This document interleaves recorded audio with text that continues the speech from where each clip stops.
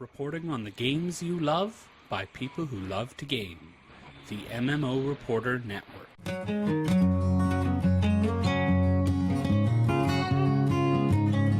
You're listening to the Happy Hearthstone. This show is brought to you by Doghouse Systems, who make some of the most powerful gaming PCs around and have awesome customer service from my own experience. Use the coupon code MMOReporter at doghousesystems.com and get a free 120GB SSD on top of the 1TB hard drive that comes with your system. By Audible, hands down the best audiobook service in the entire universe. Seriously, if you have any sort of commute or just prefer to listen to your books, you've got to check Audible out. Go to audibletrial.com/MMOReporter and get a free 1-month trial and a free audiobook. If you'd like to directly support this show and the nice people who make it, you can find more information at gamediplomat.com/donate. Hello and welcome to episode 50 of the Happy Hearthstone podcast, the longest running Hearthstone podcast in the history of space and time and cards. I'm your host, Josh Augustine, and this week I'm joined by so many people my eyeballs are about to explode. I don't know, you guys figure it out. Who's first? Not me. That is the voice of Adam Clegg. Let me guess. All right, just say one thing and I'll guess who it is. Not me. Yeah, you guys. All right, fine. All right, let's fine. just do I'll this. go I'll first. take over the show. Clearly, this show's going to need a little more hand-holding than I expected. Dan is here. Yes, how you doing? I'm glad to be back, and thanks for having me, Josh.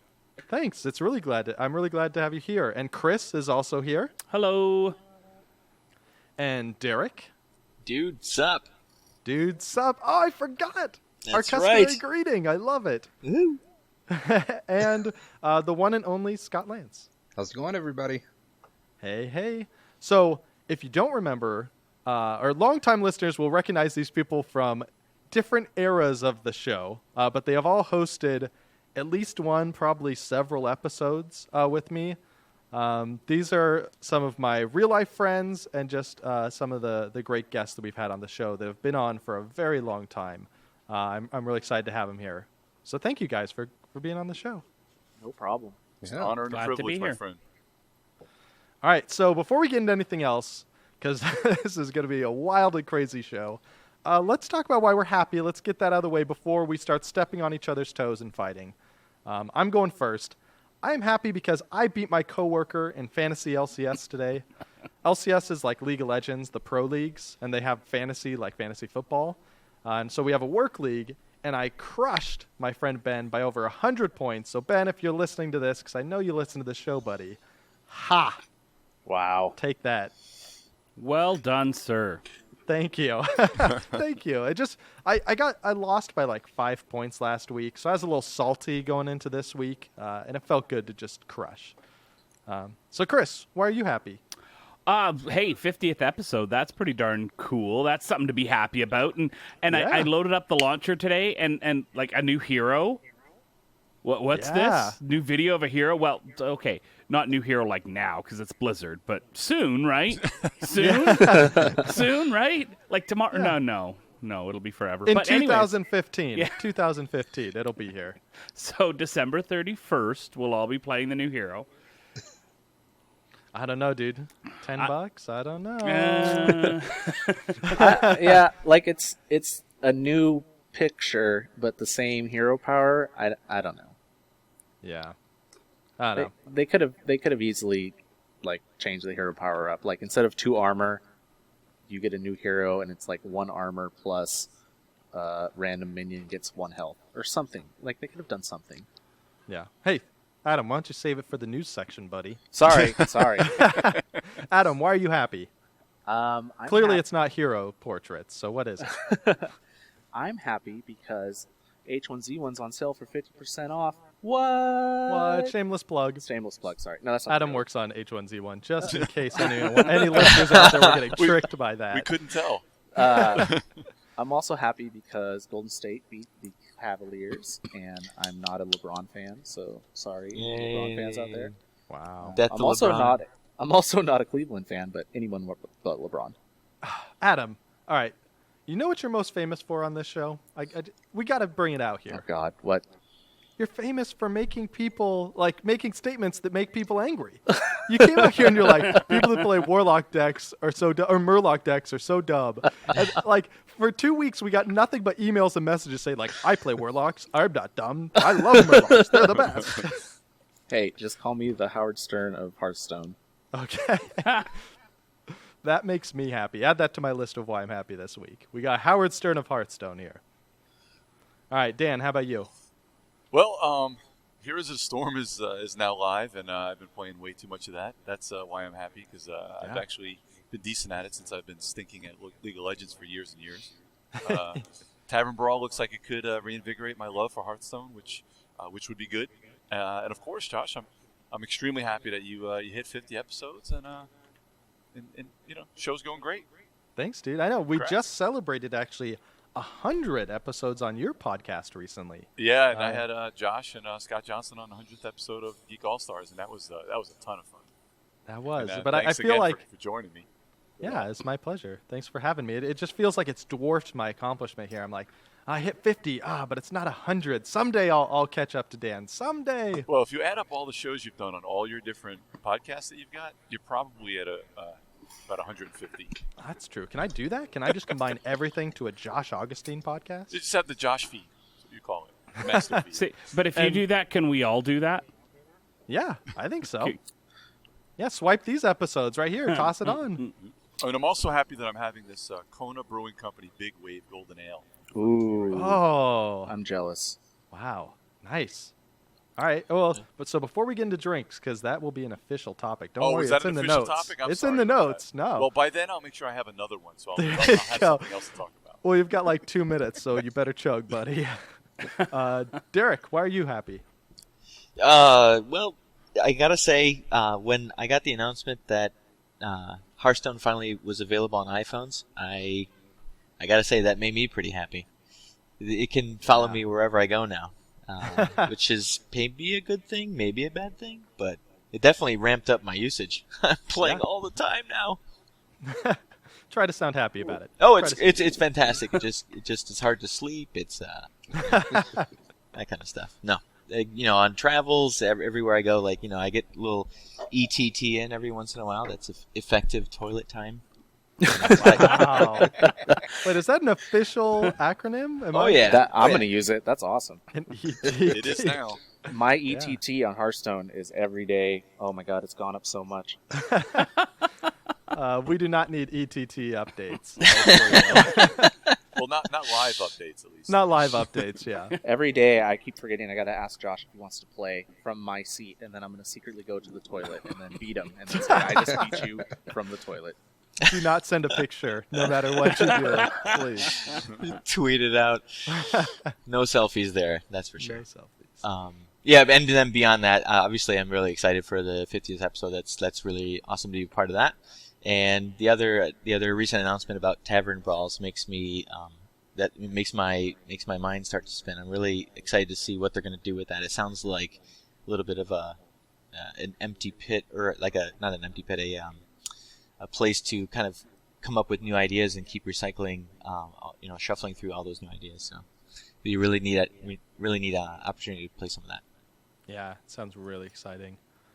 Scott, why are you happy, dude?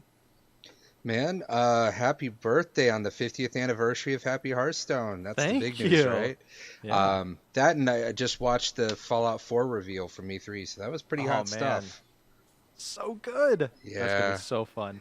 Did you see the real life Pip-Boy, where you can stick your iPhone inside the Pip-Boy and they've got an app that syncs up with the game so you can actually play with your stats and menus in real time on your wrist? What? That is just ridiculous. That's like Rock Band says, we're like, how can we sell peripherals and make the most money possible on this product? And I'm going to do it too. How can we make the best product that mankind has ever produced? Yeah, it's pretty cool. I'm not going to lie. Yeah, I am going to play Fallout 4 with a Pip-Boy on my wrist. I'm pretty sure that's going to happen. And I think my wife is going to as well. That's incredible. Yeah.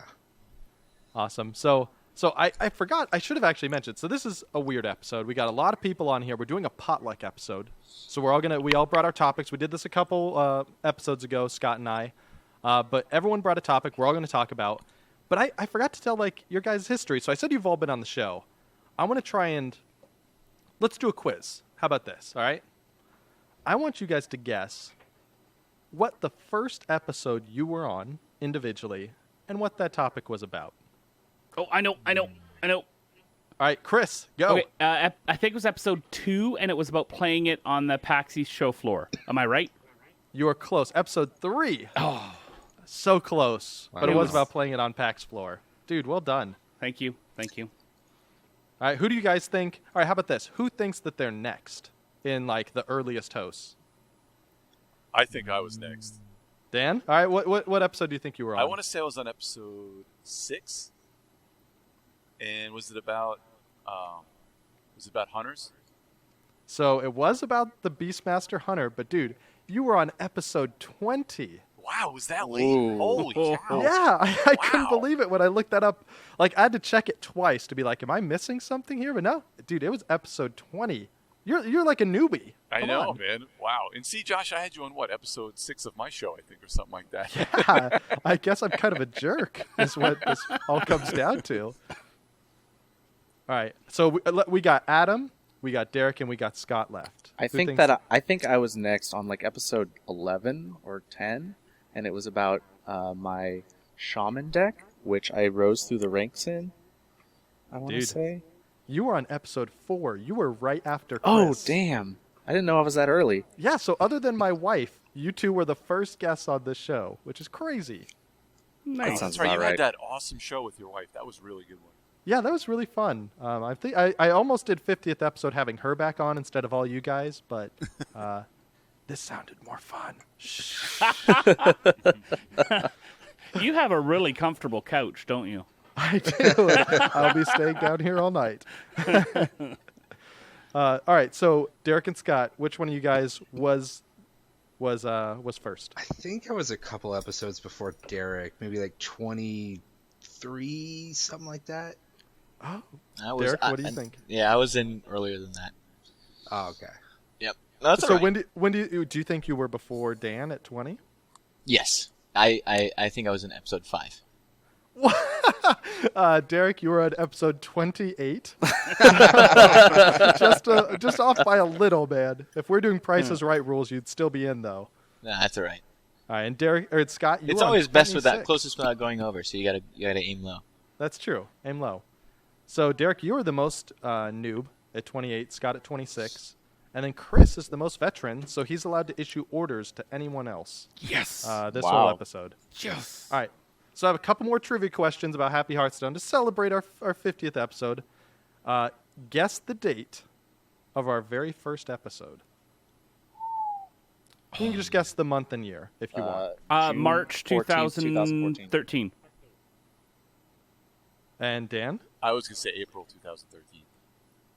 Adam, I totally screwed up. I said June 14th, 2014. Adam. You were on the show before that date. Was I? The last year's been a blur, okay? Okay, that's fair. All right. How about you, Derek? Yeah, I feel like it was in the spring then. So I'm gonna go with April. Scott? I'd say April, except I want to Price is Right this thing and go May instead. Oh, man. Dude, Chris nailed it immediately. March 24th, 2013. Wow. Do you Yeah. remember the date of that announcement? I- Or how do you do? I do, because I was at PAX East, and I was in that right. panel when they announced it, and I kind of snuck in a little bit, so I was first in line for the panel. I didn't mean to sneak in, but the That was enforcers I remember just you kinda let told me that story through. on the show. You told that story Yeah. on the show, right? Yeah, I remember that. Yeah. Wait, how did you... Wait, I forget, even though it's my show, I forget. How did you not mean to sneak in, but I still just sneak walked in, and I wanted to find where the panel room was, so I just walked there. You This had isn't some where I sort of parked my credentials car. on, right? I had Did my you- press pass on, but I looked when I got up there, and it was backwards. So because press aren't allowed in anywhere that regular attendees aren't, or we're not allowed in early except for the press hour and stuff like that. But I just walked in. I didn't try to be sneaky. I didn't hide anything. I was just trying to find the room so that I could be early in line because I knew it was going to be busy. I was thinking they were going to announce Titan. I was totally blown away by the Hearthstone announcement. Was not expecting that at all. Yeah, and then playable right there. I mean, Yeah. that was awesome. Yeah. I know. I remember talking with you just like jealously, like, tell me everything. What were the cards look like? How fun was it? Were they square? Were they Rectangle? Did they do damage? Oh no! Awesome. All right, next guess. How many total listens has this podcast had since day one? Oh man. 7. 400,000. How many 100,000? 400,000. All right, Chris. Well, but are you counting the ones on MMO Reporter as well, or just the one through your stats? Because there's more. So, oh man. That's not fair. He knows. So I use Blueberry to do my Yeah. tracking, which does that only do my site or does that Yes. include yours? Oh, No. okay. So just through Game Diplomat. Oh, okay. Give me more time. I gotta think. So I got does it. that not count downloads off iTunes and stuff then? It does count. So it counts anybody that used my RSS feed. If they used MMO Reporter's RSS feed, then it would not count it. So iTunes and all that would still count. And I think, based on this number, I'm guessing the majority are through my RSS feed. 1, Bob. Oh, you cheeky bastard. All right. How about you, Derek? I don't know. I'm just gonna throw out a number and say 50 episodes. I don't know. Let's say we got to 1 million because we're awesome. Whoa. That would be awesome. I appreciate flattery on the 50th episode. It makes it feel like a more regal occasion. Dan, I'll your say pick? 250,000. 250,000. And Chris, time's up, buddy. 300,000.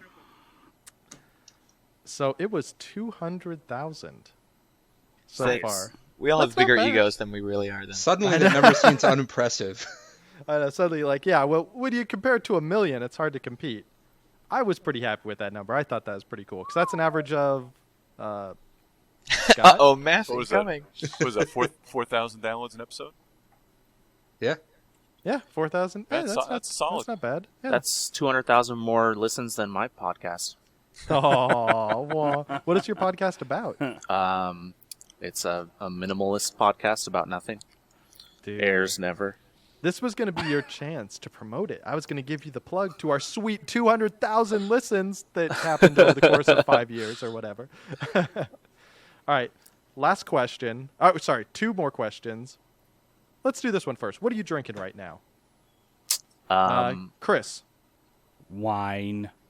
what kind of wine? White wine. I have no idea what type. It's just good. My wife So you've brought been me drinking a glass. it for a while, is what you're saying. Shut up.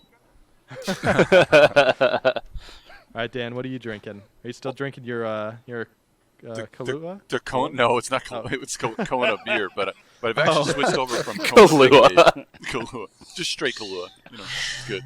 I don't know how you do it over there on the East Coast. You're crazy.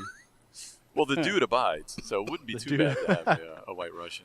But I'm actually switched over. Raleigh Brewing here in North Carolina has a Moravian Rhapsody, a Czech Ooh. Pilsner. It's actually really good. Nice. A Czech Pilsner. I don't Yeah. know if I've ever had one. That's intriguing. It's crisp, hoppy, and refreshing. It says so right on the can. Wow. So perfect marketing. All right, right. Adam, what are you drinking? I am drinking wine. Clos de Bois because it's my girlfriend's, and I'm stealing her wine. A noble endeavor. Well done. Derek, how about you, buddy? Looks like it's wine night because we're all What? most of it. Yeah. So I really like reds, so I drink a lot of Merlot and Pinot, but tonight's Merlot. Little Robert Mondavi. All right, Scott, don't leave me hanging, buddy. You're not drinking wine too, are you? No, I got a big glass of water in front of me. I meant to grab my Blue Moon Summer Ale from the fridge, and I forgot before we started. Okay. The Blue Moon Summer Ale is a quality beer, though, so Oh, yeah. I give you the thumbs up. Yeah. I was supposed to be drinking Modern Times Black House, which is like a coffee stout, but the world conspired against me today. I had to shut down my refrigerator, so it got super warm, and then my sore throat came back, so I'm instead drinking chamomile tea, which is not nearly as cool. I'm sorry, guys. Well, you could put a little dash of like scotch or something in there and give it a little kick. So all I've got on hand is whiskey, and I don't know if that would go so well in there? Whiskey on the rocks. Just do it. I don't even have rocks. My refrigerator's broken. There's no ice. Like, go outside, get some rocks, put it in a Oh, glass. He has a severe lack of rocks. Nice. All right, final quiz.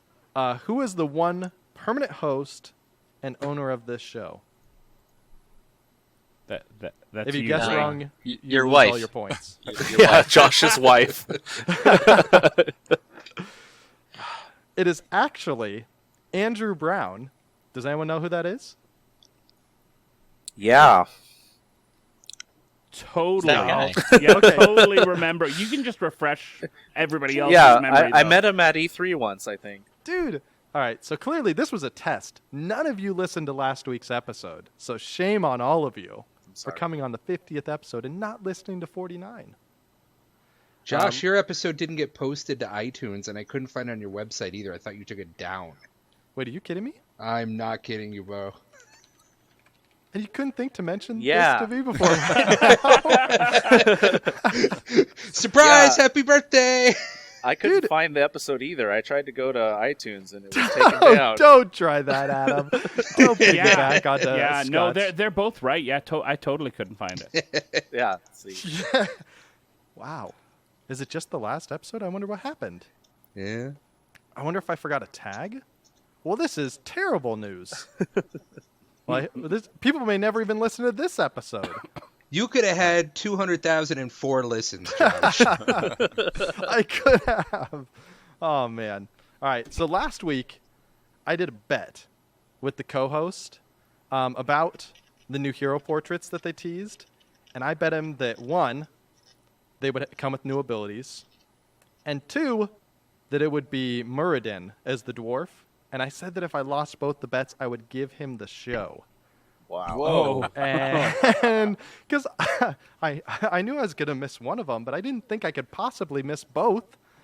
So he owns the show. He's probably going to come down halfway through and just shut us off. I mean, yeah, I would have taken the bet. How do they introduce a hero and not a new hero power?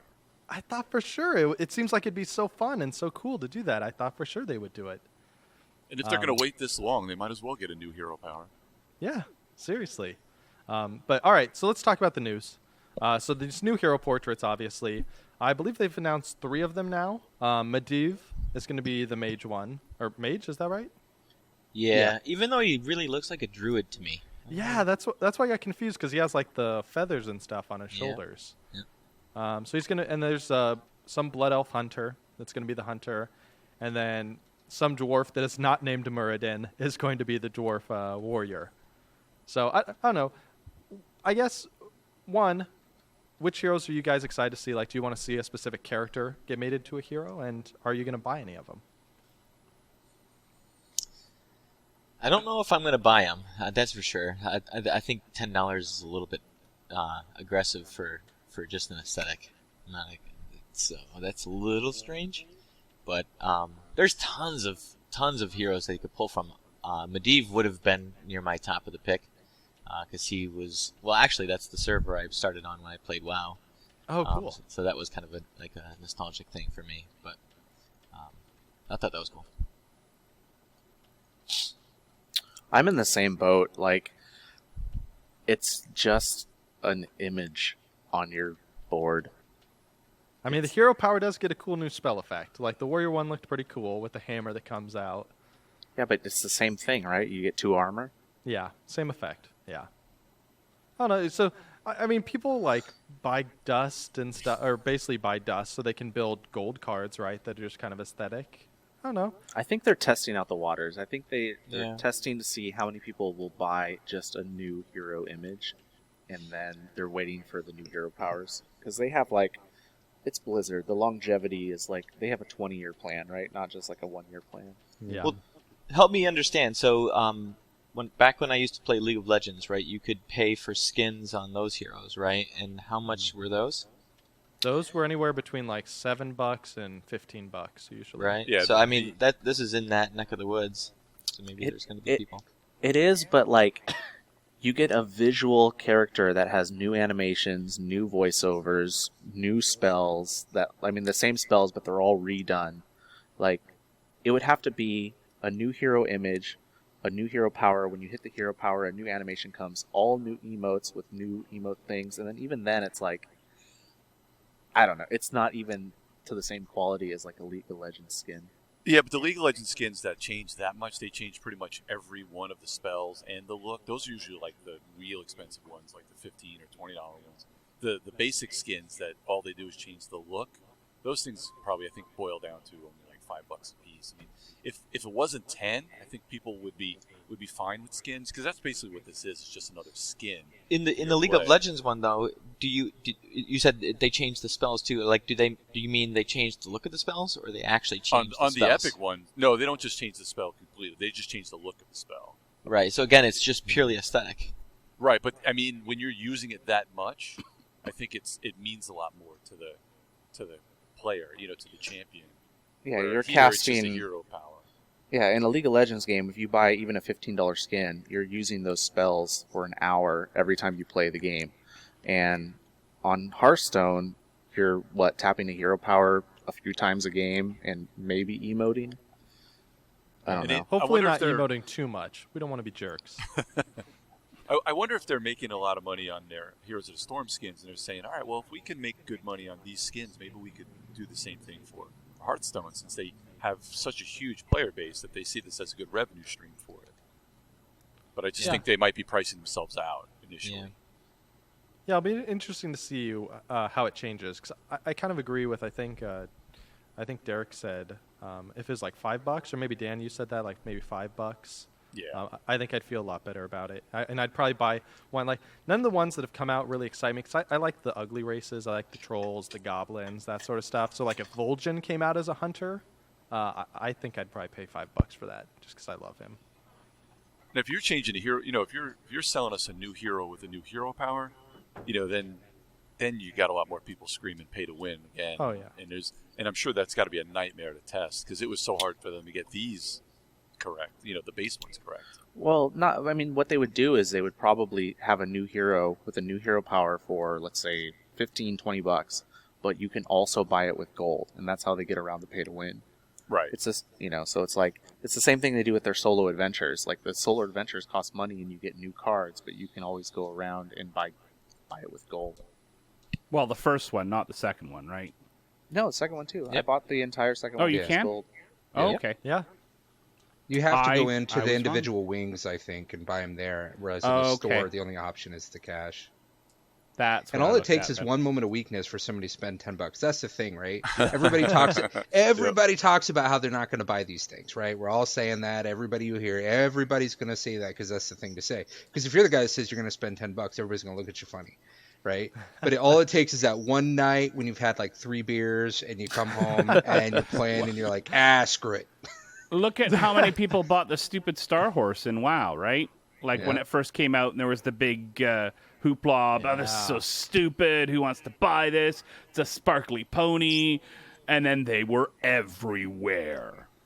Yeah, the answer of who wants to buy it is my wife.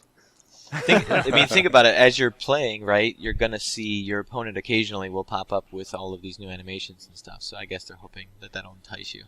Yeah, and it is Blizzard. They have a ton of data behind all of this stuff. They probably know the price point is good. Yeah. All right. Tavern Brawl.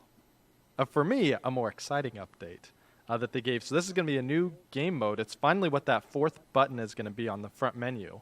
This is a new mode where, you guys correct me if I'm wrong, but as I understand it, they're going to put in like basically temporary special modes where like, oh, you both play with pre-made decks, or there's a special rule like everyone has 5 health or something like that. And then it's just going to cycle repeatedly, but you go in here and you get matched up with someone or you challenge a friend and just play the special mode that's temporary. Yep. I mean, for me, it's there's an endless amount of like content they could throw that way, right? So I wonder if this is going to be their option for the future, to kind of keep sneaking in, like, tease out new ideas and stuff. But they could literally change the meta, on a weekly basis and play out new scenarios, which is really, really exciting for me. Yeah, this is like the mode I've been waiting for, almost. It's getting there, but like definitely going to be something that I'm going to do a lot. I've been waiting to challenge people around the office, or like my friends on Steam or something. You know what I mean? It's just like, Yeah. it's too hard to be like, all right, let's both play an arena. Ready? Click play. It's just like you're never gonna match up with your friend. Yeah. So Adam, is the appeal that this will be like a balanced playing area where it's not constructed? That's what gets you? Well, it's that. It's like it's not constructed. It's what we would call like limited, or what they call in Magic limited. But at the same time, just the sheer fact that you can play against your friend is what entices me the most. I don't know if we want to talk about it later, but the thing that I want the most in Hearthstone is like, I know how many people there are. I know who I have to beat. I know if I'm better than these X amount of people. I want like a legit tournament where it's like, you're going into an arena, but it's not an arena. It's like there's 8 people and you all get the same cards, or you all get a pool of the same cards, and you fight just against those 8 people. I really got to think that that's coming at some point. I just don't. The part that confuses me a little bit would be, since there is such a huge, like when they released their application on iPhones and mobile devices, right? It, like I said with the ETT, you're not gonna sit in the stall for that long. But a lot of people still do play at their computer on their PC or something like that, and you can imagine those are types that are going to sit there for like an hour, 2 hours, 3 hours, whatever it's going to take to get through that bracketed tournament. And that's where I think if they find a way to make that happen, that's where it's going to be really exciting to do. Play for a couple hours. Like, sure, the whole point of Hearthstone is that you play an arena and there's no time, and you can take your time, and you can play it over a week's period. But there is a huge crowd of people that are like, okay, it's Saturday. I will play for 5 hours if it's a tournament, which means that at the end of the tournament, I get like $100 in product. Yep. You know what I mean? Like, the market's already out there. Magic has proven that. Yep. Think about it like if like 40 people hopped into sort of like a virtual table, and then there's sort of a couple rounds of everybody playing each other to try and figure out the top 8, and then the top 8 make a bracket, and then they go. Yeah. That would be awesome. Oh man, that sounds fun. But it doesn't have to just be small tournaments too, right? Like, what if at BlizzCon this year, the big tournament, where actually you could see the bracket and you could see, hey, this game is being played right now, and any number of people, instead of going and watching on stream, could actually click on that within the client. Oh yeah, man, that'd be cool. Yeah, I mean, one would think that if they're building out a tournament infrastructure, I mean, I'm still trying to figure out why they did spectator mode. It's pretty cool, but it feels like it was on the way to something else. It feels like that was like an interim feature they could release while working on something bigger. I can tell you why they did spectator mode. They did spectator mode because of esports, and for people to run their own tournaments. Like, if I was just a company that had $5,000 to throw at a tournament, I need the spectator mode to be able to have the casters cast it better than just having to rely on a direct feed of both games. Like, the spectator mode is purely because of esports. Love it. Yeah. Yeah, and that's why I thought that having the same tournament mode in the game, if I could run a public bracket where I administrated it, had people in, and people could actually watch those games from within the client. But maybe that wouldn't get enough ads through the streams and whatnot, and disincentivize folks. Oh man, that'd be so cool though, to just log in and be like, hey, what pro level tournaments are going right now, and then just start watching through the client. That'd be so cool. So Dota does. Yeah, man, their system is rad too. All right, another piece of news before we jump into the actual show. 40 minutes in, is each deck can have its own deck back now. So you select your card back for each deck individually. That's awesome. And by now, I mean sometime in the future. Sorry, I lied. And I bet this is coming out this Wednesday or Thursday, because they said middle of June. That's, we're already at the middle of June. And I think they usually release them on Wednesdays, if I'm not mistaken, because that's when the App Store updates. Oh.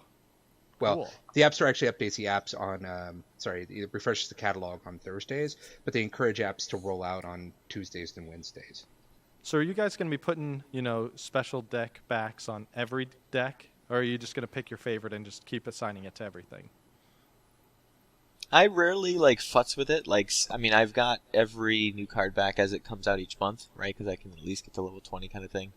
But usually I just play the latest. So I haven't really thought like how that's going to change my experience. Like if I'm going to say, oh, my hunter deck should look like that, and my mage deck should look like something else. It might make it easier for folks who hop around a lot, so that when they're playing it, they just kind of have that feel of personalization where they can say, oh, I like green, and green I associate with hunters or whatever, so I'm just going to play my hunter decks with green card backs or something. Well, see, I feel like I'm gonna be like tempted to like make a deck for every card, like because I look at like I have the pirate one, right? The pirate card back from whenever, so it's like, well, I better make a pirate deck. Oh, I got the Hollow's End one. I better make some sort of pumpkin deck. I'm gonna have to get it in there, because I want to use all of them. I mean, it's sort of aesthetic, so it's not a huge thing. I mean, if the announcement was now you can save more decks, that would be more important to me, because now, like if right now with only 9 saved decks, you can usually only save like 1 deck per class. Most people end up working it that way, but then when they come out with these adventures and whatever, then you have to figure out, well, which deck do I want to destroy so I can make a specific tailored deck to beat this part of the adventure and stuff like that. And yeah, it's a little bit weird, a little clunky. I'll tell you the secret. The secret is to stop liking some classes, such as Rogue. Oh my God! Yeah, Rogue's done. So I just deleted my Rogue deck. Now I got plenty of room. I actually recently deleted my Druid deck too, so I got 2 spaces there. I've got like 3 Warlock decks and 2 Paladin decks. It's great. Yeah, it's just my OCD that's just like, but I'm supposed to have 1 per because there's not. Yeah, man. Someday I'd pay $10 for that. There you go. That I think people would pay for is extra deck slots. Yeah. Definitely. All right, so let's jump into the Strategy Potluck show, because this is why we're here, also to celebrate 50th.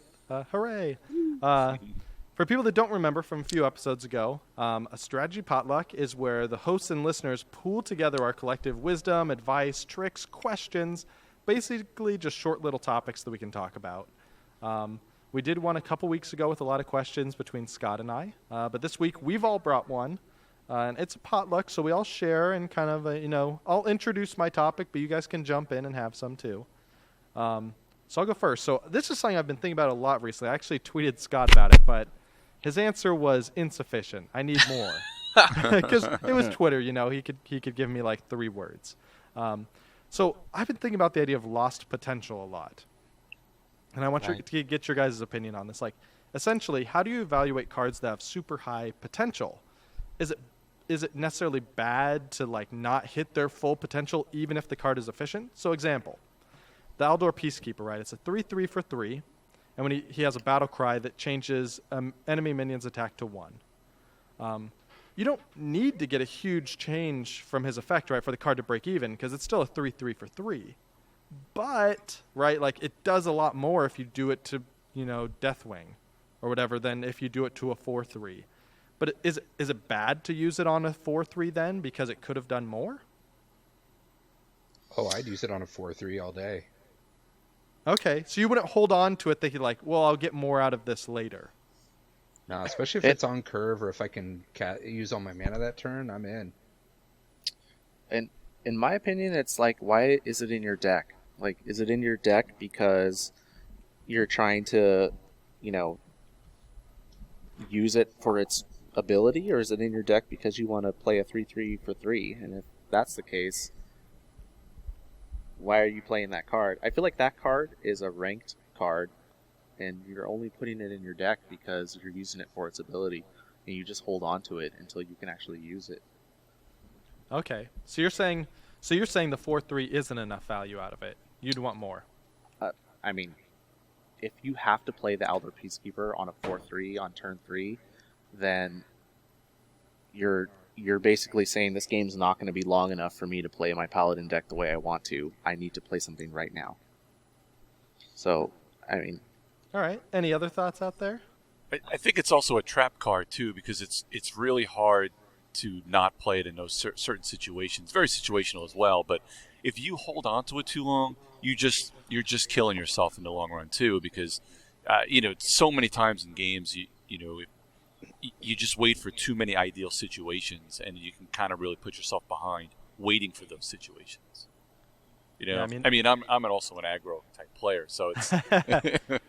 But Yeah, that's just kind of where I look at it. Is that I often make mistakes waiting for things to be like, it's the just in case card. Like Yeah. I have hard times with just in case cards because I'll wait too long and I'll lose before I can use something.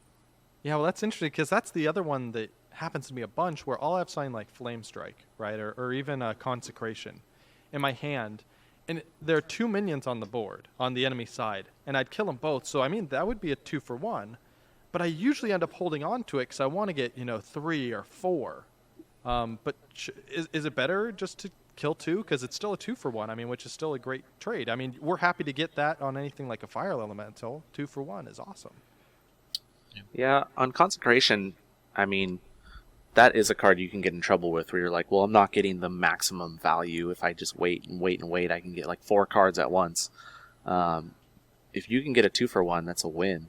But Aldor Peacekeeper is kind of different. Like, if you're playing Arena, that's different because you don't know what they have in their deck. But if you're playing Ranked, you kind of know the deck they're playing. So you know that they haven't played this card yet, and you're waiting for them to play that card for your Aldor Peacekeeper to make it a 1 power.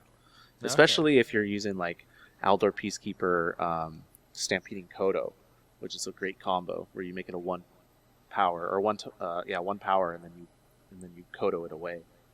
Huh, that's funny. I've never actually done that. Wow. For me, it at least for creatures, it kind of, for me, it harkens. I think it's a really neat topic because it sort of harkens back to like the whole concept and discussion about vanilla test for cards, right? So as you noted, it's a 3/3 for 3, and let's say that was the whole card. Would you put it in your deck? Because like that's the floor usually, right? It's going to be worst case scenario. Like maybe they don't even have a creature on the other side of the board.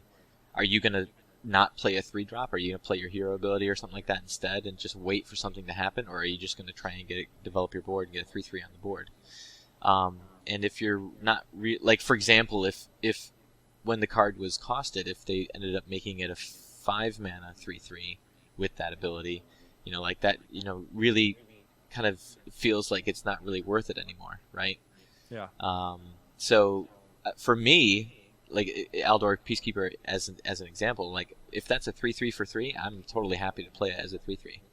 Another similar example is that again, since I've been playing Hunter a lot lately, there's that Alpha Wolf or whatever it is that is a 2/2 for 2, right? But it gives the adjacent creatures +1 attack, right? And I have several times I'll just run it out there in turn 2 with nothing, with it buffing nothing, and if they end up killing it because they spend a removal card on it because they're worried about what's to come, that's fine. That's actually good. But I am more than happy just to start developing my board with creatures like that are evenly costed and with upside is the way I think of it. Adam, I was just gonna say, Adam brings up a great point as far as what format you're playing, because you think about things, and I hate to bring up the dirty curse word. If you're playing high level Magic type people, when you sit down at a deck in tabletop Magic, there are people that they know exactly what you're going to play before you play it, and in certain formats here in Hearthstone, it's the same way. So if you're playing a certain format where it's more of a surprise, you could get a leg up as well, and especially when you get it with combos. And you're all making some really, really great points, but I think what we're missing is the fact that you are going to get an amazing amount of satisfaction when somebody's got their big card. They think they're such a badass on the other side. You get to play that, and then you feel so much better than them because you have now wrecked their entire play. That's really what's important, isn't it? I mean, exactly. Josh, you've never Aldor Peacekeeper to Ysera and then Stampeding Kodo'd it away. It's the best feeling in the world. I know you're kind of making a joke, Chris, but that's part of it, right? Like, that's part of why I wait for Consecrate. Joking. Yeah. Good, because I'm taking it seriously. Like, that's part of why I wait for Consecrate, right? Because, sure, it's satisfying to kill 2 of them, but if I can sucker them into playing, like, 3 dudes next turn and then kill 5 of them, man, you don't even need to use emotes to taunt them. They're already feeling terrible. Exactly. All right, so, any parting thoughts on this one before we move on? I would just say it depends in large part on what deck you're playing too. If you're playing control, then you want to hold on to it for the greatest possible effect, because it's not about building a board presence and having huge tempo. It's about just thwarting everything that they do cost efficiently. But if you're playing like an aggressive or mid-range deck, it's an amazing tempo play that for 3 mana you can swat down their 4/3 and put a 3/3 on the board yourself. That is a huge amount of value, and in those decks, go for it. So it's situation, it's your deck, it's their deck, but I do think it's an acceptable thing to do by any means. Okay, so that actually makes me happy, because it sounds like... hello? Yes. Yes. Oh, okay, cool. Sorry. We're wrapped with attention, Josh. I know, it's so tense. It got so quiet. I lost my train of thought. Oh, okay, so here we go.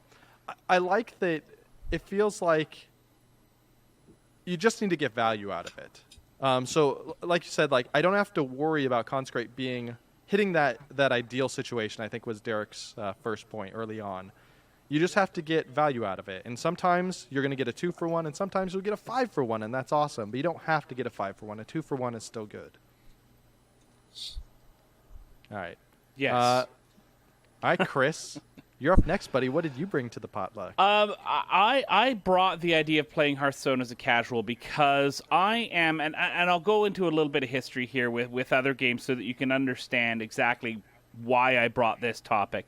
With other games, with other MMOs, I am not the guy who can remember all the important stats or how they work in conjunction with each other or the best way to build anything. You guys are talking about decks. I'm listening, and I'm sitting here in an audio podcast nodding politely as you all talk about things. It sounds a little bit like the parents from Peanuts. And I that's just not the way my brain works. I don't think like that, and Hearthstone is like that. So for me, as a casual player, I was getting stuck at rank like 21, 20, and that's the farthest I could ever get because I was just building decks, using standard decks, and building some decks that I thought would be cool. Then a very, very wise man named Josh put me on to Icy Veins. And I'll have a link in the show notes here about that site. But it has decks. It has builds of decks. This is like where I would go for my tank in WoW to get the best gear, best in slot, all that sort of stuff. And all of a sudden, just by getting these pre-made decks, all of a sudden, I am getting rank, 16, 15 on a really, really good month I can get down there. That's about as far as I ever expect to get, and I'm okay with that. But that just the simple act of moving to a pre-made deck that somebody else who knows what they're talking about has done. And I bet you, because a lot of my friends who play Hearthstone and are stuck around that 2021 are in exactly the same place. They are not using pre-made decks, and that's about as far as they get. So it's really, I think, a really, really great resource for players to go out there and look at those pre-made decks and just use them. Even if you don't know exactly why they work so well, at least you'll do better. And that's more fun. When you went to Icy Veins to build decks off of a guide and stuff, did you find that you had most of the cards already, or did you have to craft to get some rares that they were missing have inside? They have some basic ones, some starter decks. And Right. So I was able to build my mage deck and my warlock deck no problem for the basic ones. So I didn't have to worry about crafting anything. But I wasn't able to build a couple of the other ones. So, ultra nerd moment. Back in the day, when the internet was not as crazy as it is now, and the information was not as readily available, there would be net decks of Magic the Gathering. And there was a particular site, it was like Ninja something, and they charged to see the decks that are on the site. And they were net decks. They coined them net decks. And if you had a net deck going into a local tournament, your odds of winning were through the roof because not everyone there net decked because they didn't even think about going online to find a deck.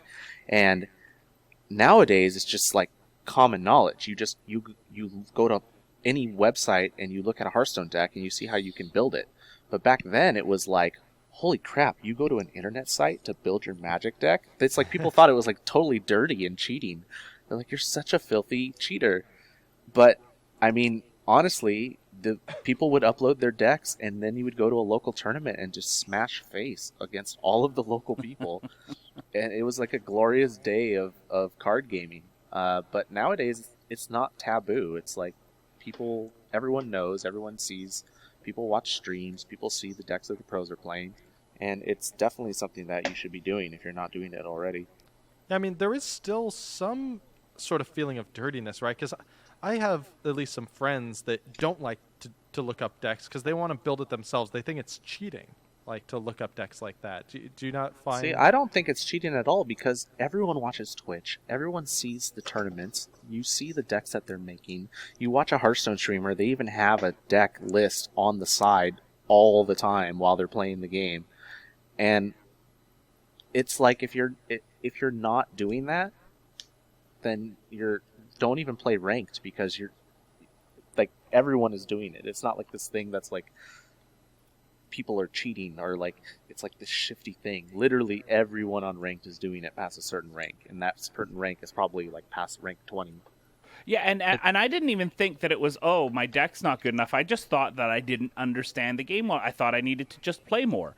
And that's I'm sure I would have gotten to this point. No, you know what? I'm not sure I would have gotten to this point where I can get into the mid-teens without it, because I just don't think that way. Somebody else figured out my deck for me, and now I use it pretty effectively. I mean, I think there's a huge casual audience for the game, and for folks that want to kind of, it's just one of the steps of learning, right? So you can actually play these. Like Chris said, he actually discovered that it wasn't just banging your head against the wall to play more reps and all of a sudden you'll get better. It's not like that. It's more about like it's probably helped him understand how the synergies of different cards have played together to actually improve his win percentage. I think in regards to like really high level play, right? If you talk about people who are trying to get to rank 1 and higher, or lower, I guess, right? Once you get to rank 1, the game sort of changes. But I think what's neat about looking at all of the net decks that are out there for Hearthstone is it kind of it's one thing to kind of look at the top ranked decks and say, okay, these are what people are playing, and I should just clone one of these and maybe I'll become awesome too. It might be interesting for folks to say, well, that's the meta I have to play against. How do I craft my own deck around that meta to try and actually figure out how to break this open and actually win against these decks, right? So I think it does provide people still the opportunity to be creative about making and building their own decks. It just kind of helps define the meta a little bit and make it a little bit more transparent, which I think is good. Yeah, and the people that are doing, like, that is honestly a really high-level thing to do. Like, if you're the type of person that's looking at the net decks and then trying to figure out how to beat the net decks, that is what every pro is trying to do. Because they're trying to make a deck that nobody knows about, that they take to a tournament, and that's the first time that they show the new meta, is they've off-stream figured out how to beat the meta, and now they go to this major tournament with their own deck that beats the meta. But, that's why Hearthstone has ranked, and that's why they have casual. And if you're not net decking, you should probably be playing in casual. But if you want to play ranked, just know everyone is playing professional decks that other people made. Okay, here's the thing, though. I will say I have an easier time in ranked than in casual, because I find that, and maybe it's my guess at least, is that people who don't want to risk stuff jump onto casual. They don't want to risk their rank. They try out their new strats on casual, and I get beat way more on casual than I do in ranked. Yeah, that makes sense to me, because when you're playing ranked, like if you're ranked 21, they're finding other people who are ranked 21, and the casual is wide open as far as I understand. So, I don't unless you're worried about, like, if you have a very low rank, like let's say you're below 10 or something like that, and you don't want to screw up your rank, and you're gonna like Chris said, with you're gonna try and build a new deck. Oh, let's try playing Warlock or something like that, or whatever that you haven't done in a while. And so that's a way to kind of test it out before you. But so that tends to be the people who are playing casual, is the folks that are like fiddling around but are actually high level players. Yeah. Well, and if you think about it, you were talking about it being like a dirty word and things like that, but I mean, it's not really different than us using a strategy guide for any other game we've ever played, and that's pretty commonplace too. It's just a different way of doing that. And we've all done it ever since Nintendo Power came out in the 80s. None of our hands are clean. All right, Scott, any thoughts on this before we move on? Oh, I do actually tend to use my own decks on the ladder. I did hit Legendary once with a canned net deck that was the Shock It In. But ever since then, my goal is to try to hit Legendary with a custom creation. And I got to rank 1, just short of Legendary, over Christmas break. But I was 3 days in, and I realized I was like bouncing around level 3 up and down, the 3 to 1. And I was like, this is too much of a grind. I left. But I do see some crazy one-off decks, even up at like the level 10 to 5 range. So I think they're there, but they are definitely rare. So are you the kind of person that they were talking about where you're looking up the net decks and figuring out how to beat them, or are you just coming up with cool combos just willy-nilly? Yeah, I built a lot of decks, and most of them suck, but some of them turn out to have a little magic to them, and those are the ones I kind of stick with and ride and see how far they can get, and invest a little time in tuning them, all that. Cool. Yeah, well, I mean, Chris, I've never seen a crafting guide, and maybe I'm just a total noob too, because I've looked at a bunch of decks, but I normally look on Hearthstone, right, where it's just decks. But they actually have class-specific guides, which is really interesting, where they go through each of the rarities. Like for Warlock, they have commons, rares, epics, legendaries, then neutral cards, and they point out which of them they think are like key to all Warlock decks, and then give them priorities. This is actually very interesting. Yeah, just seeing the things that they do. Like they say in here, and I don't know if you guys agree with this, they said that the Muster for Battle Quartermaster combo should be in every single Paladin deck. Where I don't have that in my Dragon Paladin deck right now. Maybe I should try putting it in there and see. I've seen a lot of success with that Muster for Battle card.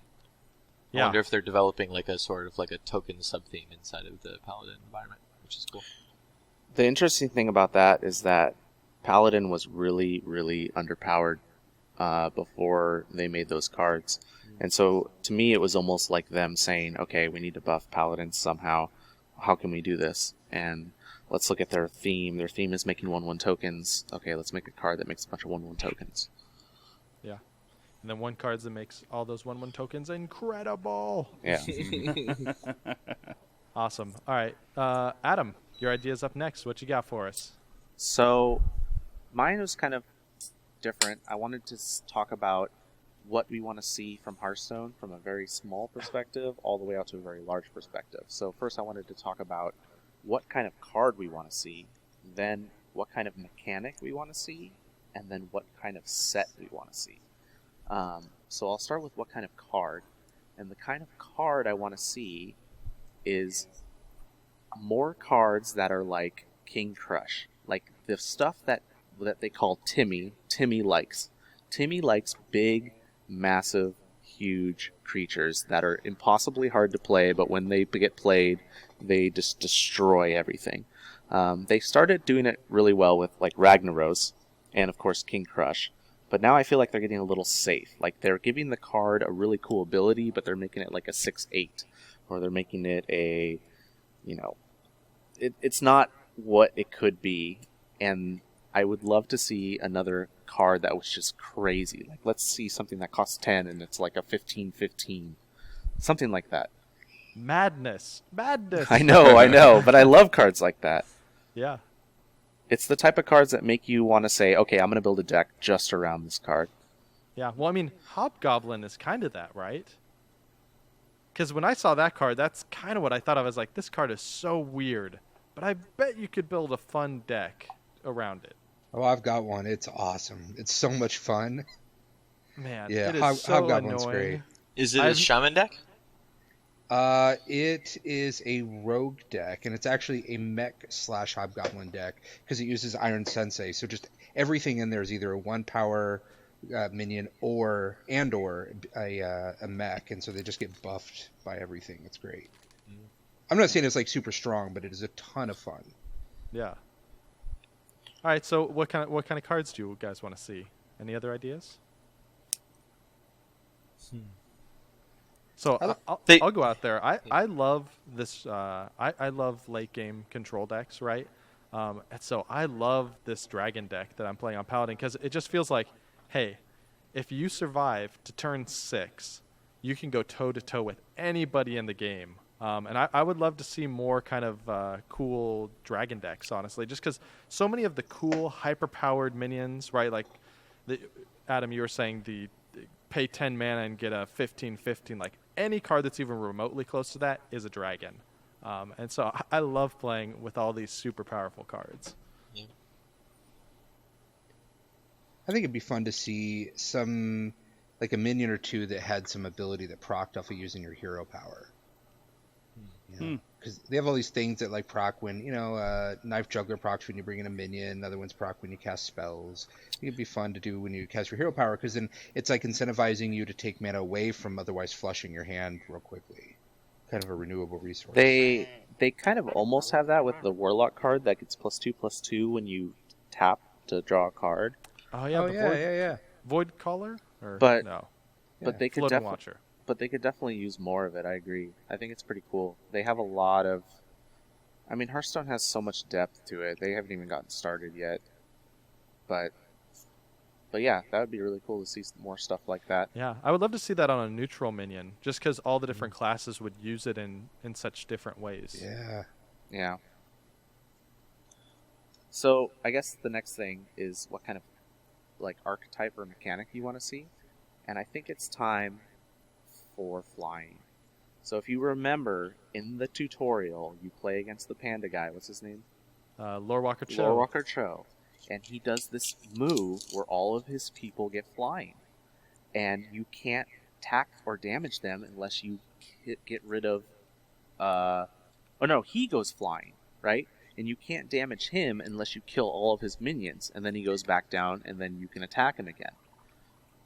But I feel like they could do the same thing with creatures. Like, they could have a creature that comes into play that's like a 2/2 for 3 that is floating in the air. And you can't hit him with another creature unless you have a creature with flying that's floating in the air.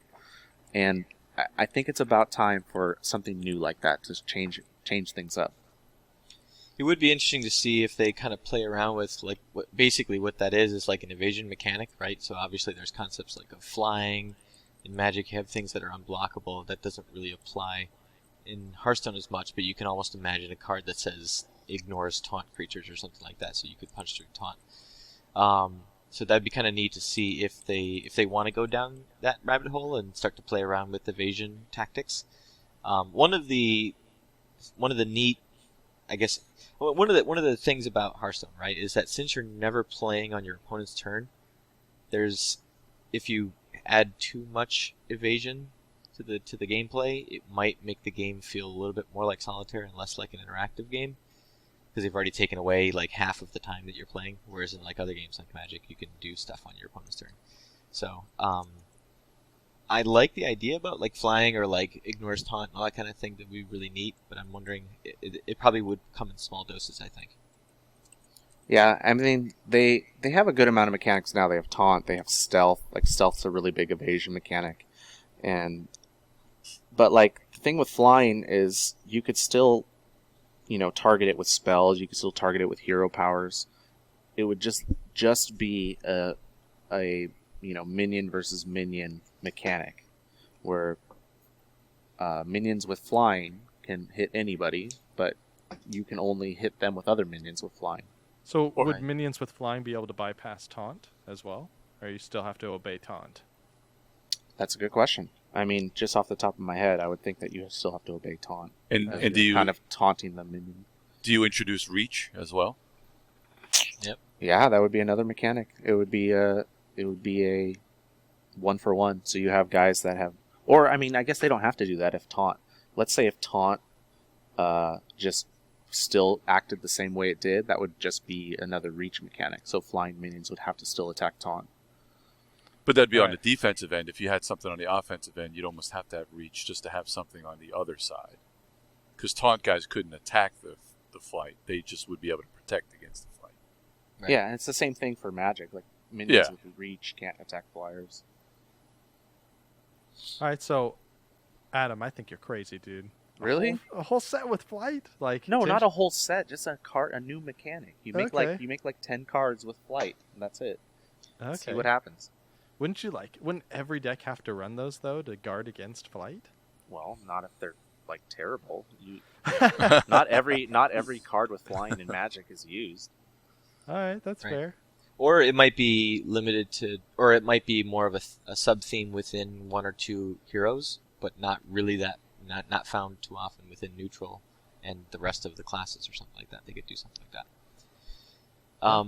The other mechanics that I was wondering if they'll sometime, consider is, I mean, they've started to tease out the concept of lifelink, right? There's like a 1/4 creature that when it does damage you heal for that much kind of stuff, right? So they're sort of teasing out the concept of lifelink and see if they're gonna run with that a little bit. There's not a lot of creatures in that respect, so that could be a space where they could kind of develop it out a little bit.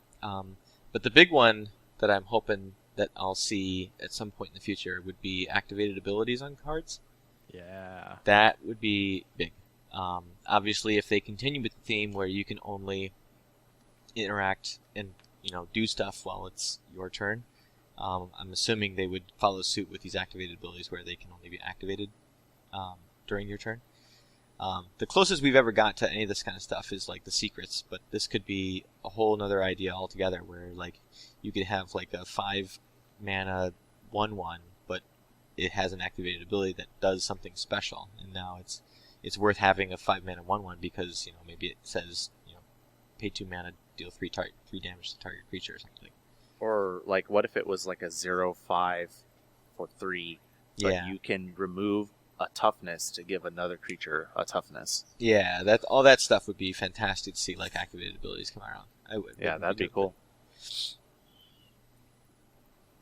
Awesome. Any other ideas, Chris? You sitting on any brilliant ideas over there? I'm just thinking about the cards that activate on hero powers. That just sounds like so much fun. So I'm still stuck on that. This whole time you've been talking, I'm like, you could do this and you could do that. So yeah, that just sounds amazing. I don't know if I'm a fan of flight. The chat room doesn't like the idea of flight either. I'm not sold there. But Very polarizing flight. Nice. Yes. I mean, it wouldn't be me if it wasn't super polarizing. That's true. Adam coming on here with bringing his controversy. Love it. All right. What else are we designing right now, Adam? Okay, so the next thing is a set, and I think it's time to let the trolls out. Yeah. I want to see a troll set. Dude, I'm down with that. Trolls are my favorite race. I'm in. That would be good. Man, especially if it was like a raid, right? Because it kind of became a joke in WoW where like every other raid was killing trolls. I would love to have a troll hunting raid in there. Oh, it'd be so good. I mean, you could just, you already have the name. Like, there's mechs, there's beasts, and you just have trolls. Yeah. And they could do so many things with it. Yeah, and they've already got several trolls in the game. I mean, like the Voodoo Doctor is a troll, the Amani Berserker is a troll. They have a troll on Flame Strike, I think. Oh, really? Yeah, the Flame Strike image card is a troll getting Flame Strike. Yep, that is true. Wow. Interesting. That's cool. They've been dropping all these breadcrumbs for you. Yeah. All right, dude. I'm so in. So what do you want? So clearly they'd be kind of like tribal. Is it mostly like berserking? I think is kind of their thing in WoW. Do you remember, Chris, what their big things are? No. I mean, it's Okay. voodoo stuff. It's going to be, potions and I could see that kind of playing a theme, right? Yeah. All the undead skull stuff that they tend to throw around a lot with the Zandalari tribe in World of Warcraft. Yeah. Oh, and the Senjin Shieldmaster. Dude. Yeah. Of course he's there. Man, that'd be fun. If that comes out, they need to do the Vol'jin Hunter power too, so I can buy that for $10. I will immediately buy that. I am not even lying. Okay, cool, man. Who would be the legendary? Who's the leader of the trolls? It'd probably be Vol'jin. Yeah. Yeah. He'd be the legendary and the hero power, just like, who is it? That is now. Isn't there one of the heroes that also has a card? Or am I making this up? I think you're telling us filthy lies. Oh, it's all right. You're right. Because I thought it was Garrosh, but it's Gramash Hellscream. That's the card, and Garrosh is the hero power. All right, sorry. I'm getting my lore all mixed up. I'm ashamed.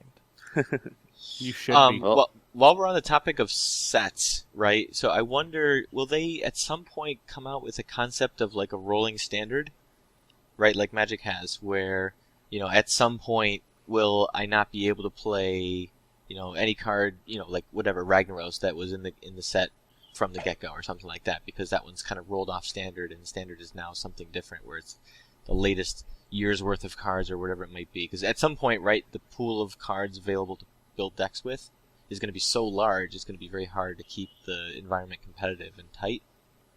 So, I think they have to do that eventually. It's still kind of early in the game. Like, if you take the Magic timeline and the Hearthstone timeline and you put them on top of each other, Hearthstone is still in like alpha, beta, revised area, and they're not even close to getting to their peak of what they can do and their whole potential.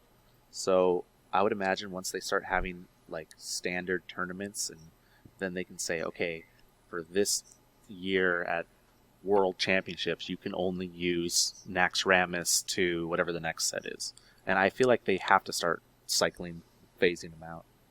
Yep. I mean, they may leverage their Tavern Brawl to start teasing some of that idea out too, right? You can imagine a Tavern Brawl week where Nax is the theme, so it's like very heavily biased towards that pool of cards or something like that. You can either use pre-made decks or build decks from a very limited pool set and go.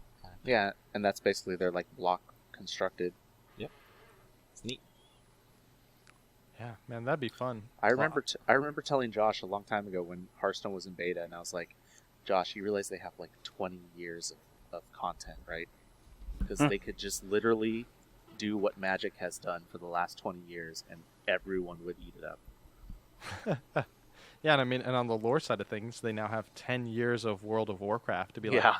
hey, we need a story. What was the third raid in World of Warcraft? Oh, Naxxramas? Cool, toss it in. Exactly.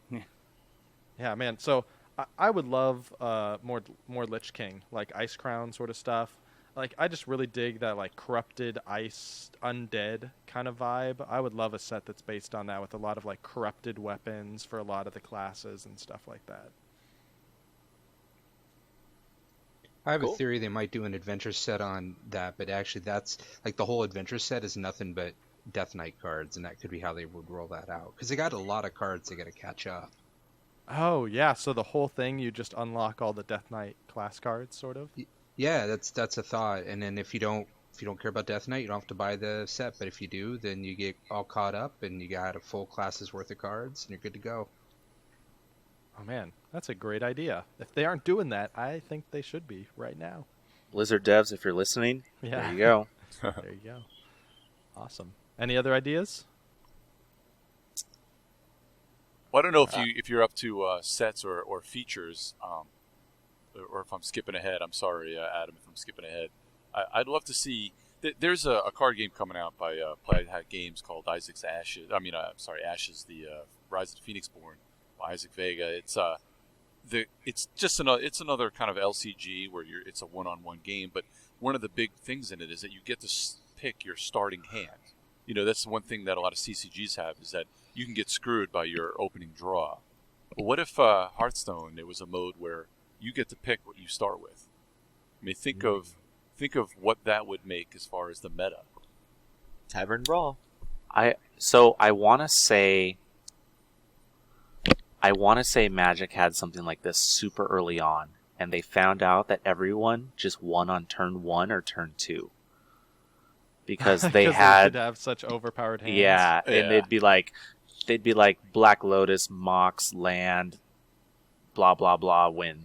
Yeah, Hearthstone. I don't think you could build a hand to win on turn 1 in Hearthstone, though. Not yet. Yeah, well, not yet. you would hope they would keep the power creep down to never have that. That's true. Magic's power creep was super inflated from the beginning, and Hearthstone had the advantage to learn from that. Like Richard Garfield, who made Magic, said that he made these overpowered cards on purpose because he expected everyone to buy like $30 to $40 worth of Magic cards, because that's how much a board game was. And he was like, if people are spending $500-$600 on Magic cards to make their decks this powerful, that's a good problem to have, and I will address it when that happens. And it then happened. it did. And it happened. Yeah, so I mean, this feels a little bit like a trap to me, but I think I would be interested in trying a mode where, like, you could order your entire deck ahead of time, right? And just be like, Whoa. like, but then I don't Hey, know. now. Your whole deck. Whoa. Right, Let's just the start whole with 3 deck, cards. right? Like, what if you could Hey. do the whole deck though, and be like, okay, this is the order I want to get stuff. But then, I wonder if you hit a feeling of hopelessness, like if they play a card and you're like, oh, my answer for that is 7 cards away. I'm toast. I mean, Vegas already does that with their blackjack shuffling machines. Let's not get into that territory. All right. And I may be off. Do we have asynchronous play yet on iDevices? What do you That mean would by be- asynchronous? No. Well, where if you do your turn, like if I was playing Josh, he could do his turn, and then like later in the day I could do my turn. They don't have that. No, That that'd would be awesome. because though. that's a pretty common thing in a lot of board games with like in card games and stuff like that, where you can play like one match over a week. That's I mean, super popular on mobile too. Yeah. Yeah, I mean, I played Hero Academy with my buddies for like months and months and months, and that was just because, it was the only game that let us kind of play that. That was way. only like 2 turns, right? Yeah. As you waited for the other person to play. Yeah, and then eventually gave up because they just stopped playing, but it never Right. told you. And so I Right. checked every day and then got sad. Side note, I think they should do what China did already and make a physical copy of like the first however many cards of Hearthstone and just sell them. What? Well, you I might would as well just totally play do that. the old WoW TCG if you're gonna do something like that. That's true. But I mean, Man, like, how that'd be cool would so it be? cool. Yeah, I mean, like, you go on a family trip up in the mountains or, on the beach or something where you're not getting crazy good internet access and you just have family game night and everyone plays Hearthstone.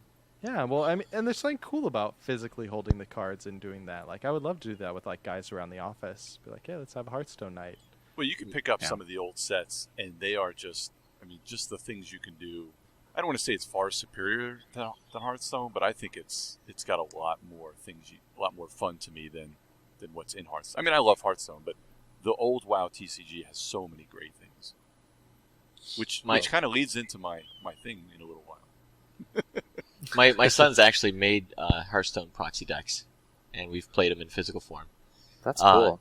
It is. I will tell you, it is. I mean, there's a couple logistics. There's a couple challenges on the logistical side, right? Because obviously, like, you have to use dice to keep track of both your power or whatever your attack and your health on each card as it takes damage and that kind of stuff. And there's a lot of like manual upkeep on a lot of those kinds of things because things will constantly be in flux. And then there's some things that happen in a virtual sense that are really hard to do. Like, even if it's simple stuff that happens fairly frequently, like you can imagine the Knife Juggler, you play him and then you play like, you summon, 3 1/1 snakes, and now you have to kind of like figure out how to divvy up your randomness very fairly, but also in the middle of a game logistically and fairly quickly, because you don't want to take like 4 hours to figure out, well, he's got 5 targets. And then And I only have a the first 6-sided one die. actually killed the 5/1, so now there's only 4 targets for the next roll, and that kind of stuff is a little bit, so logistics is a little bit tougher, and since Hearthstone's like a virtual game, it kind of figures all that stuff out for you. Yeah, that's true. But it still was fun. Don't get me wrong. It was a lot of fun to play in physical form. So did you actually print out the cards, or did you just like write like Wind Fury Harpy? I mean, so he went on the computer, and he made the template, and then he you can go onto like Hearthstone or any other like Hearthstone website, and you can just say, oh, I want 3 copies of that, 2 copies of that, or whatever, right? Make up your own rules, or just like a whole zillion of like if you're like, oh, let's make a deck that's full of legendaries. Oh, poof, now you have it, or whatever. I mean, to be fair, the decks were actually fairly balanced, but it was a lot of fun. Yeah, printed out physical form that you can put them in sleeves. You can stick them onto throwaway lands or something like that from Magic or something, and put them in sleeves and play. That's Yeah. awesome. That is true though. Like Hearthstone takes advantage of the virtual format a lot more than Magic could have, with a bunch of random stuff going on. Like, I can't even think of a card in Magic that's like the Knife Juggler, and how annoying that would be to have to roll every time a creature gets played. Yeah, it's a little tough. Yeah, at that point, I don't want to play the snake trap. Yeah. It's not worth it. Well, they have that really ridiculous, not the side rails, but they have that really ridiculous card in Magic where it's like you have to stop playing and play another game of Magic. Oh my gosh, yeah. That's the unset, yeah. And the winner of that like gained life, or what was It's the so outcome? ridiculously. Yeah, it's so weird. That's amazing. Yeah, that's old school Magic. Yeah. If I had to look into my crystal ball, and I have to look way into the future, like, so not next year, but like several years in the future, my secret hope is that they actually convert the game from being a CCG into a TCG. Because like part of me wants to think that, you know, like I said, the cards that were around when the game first launched, and at some point you're not going to be able to open those cards anymore, right? So if you're sort of that completist, you like collecting sets, all that kind of stuff, there will be literally no option for you to get access to those old cards unless they reprint them or whatever they would do in Hearthstone World. But that would be neat if you are a completist or whatever and you wanted to get the full set of the inaugural Hearthstone, you know, set, if they allowed some form of trading to happen in the game with other players, that would be really, really cool. But I am way out there. But that goes against their whole business model. Yeah, unfortunately. Well, I don't know. Like, how would that? So help me understand. How would that ruin? Like 5 years from now, if I can. The only way to get cards is from them, right? Yeah. They're the source. You have to get cards from them. And if you can get cards from anyone, then nobody dusts any of their cards anymore. And so if I have 100,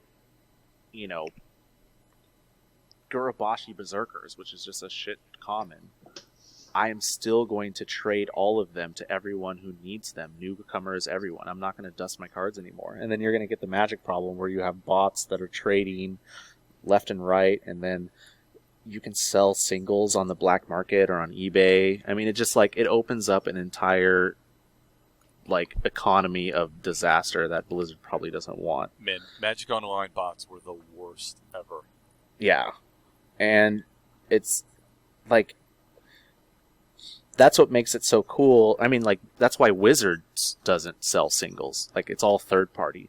They sell the boosters and the boxes to the store, and then the store chooses to sell singles. But I don't think the source would ever sell singles, which is why Wizards has never done it. Yeah. I mean, I can see it. I don't know. Part of me wants to say that, that part of the online Magic environment, right, where you can go to bots and, find some old clunky whatevers and pay 10 cents and buy a bunch of, commons that are whatever from sets, at this point, potentially 10 or 12, 15 years ago. There's going to be, if you think about Hearthstone long term, there's going to be people who are going to look back and be like, oh, I never got Deathwing, and I totally want Deathwing, and that there's no way I can get it, and that kind of sucks. So it doesn't have to be for the current set, right? It could certainly be for, any card that's older than X number of years, those are tradable or something. But well, I don't know if they'd be tradable, but I wonder if they'd put a price in gold where you could unlock a whole set. Yeah, I think there's space there to be tapped, but we'll only know in 7 years from now. Yeah, I mean, if they ever archive a set where it just can't be bought anymore, then the value of all those cards just goes up and up and up and up every year. I love it. All right. Anything else, Adam? Or are we moving on? Oh, yeah. No, we can move on. Sorry, mine was long-winded, but... I know you snuck in 4 topics. Yeah, flying under the radar there. Well done. All right, Dan, you're up, buddy. Mine will be a lot quicker. I just, if it wasn't painfully obvious over the last couple of years of being on the show that I'm a big tabletop guy and a big card game guy, I really, like I said earlier, I love the old WoW TCG, and one of the really cool things that they did with the WoW TCG is kind of raids and dungeon decks, where one person would play Onyxia's Lair, and then the rest of the players would just go against that player. Now, if you had, I want to see grouping with your friends. Like everybody wants to play with their friends. Now, if you could play with your friends and play against an AI, now since you have all these different AI things, like Nax now, if we could have the AI control Molten Core against maybe the 6 of us, or just 2 or 3 of your friends, and be able to go against the computer, I think that would be a real fun thing. And I'd love to see, because if they did it in a physical card game, I think there's a way that they could transport it in there, and I think they're starting to go along this line to see where they can go. So I mean, anywhere from like Black Temple, ICC, Caverns of Time, Molten Core, and then dungeons of like Scarlet Monastery to Dead Mines. It would be so cool if if you and me, Adam, and Josh could go in there and just take down, the Scarlet Monastery card-wise. I think that'd be a great thing. That'd be cool to do like group solo adventures, even though it wouldn't be solo, but like group adventures. That would be so much fun. Yeah, honestly, like there is nothing I want more than that.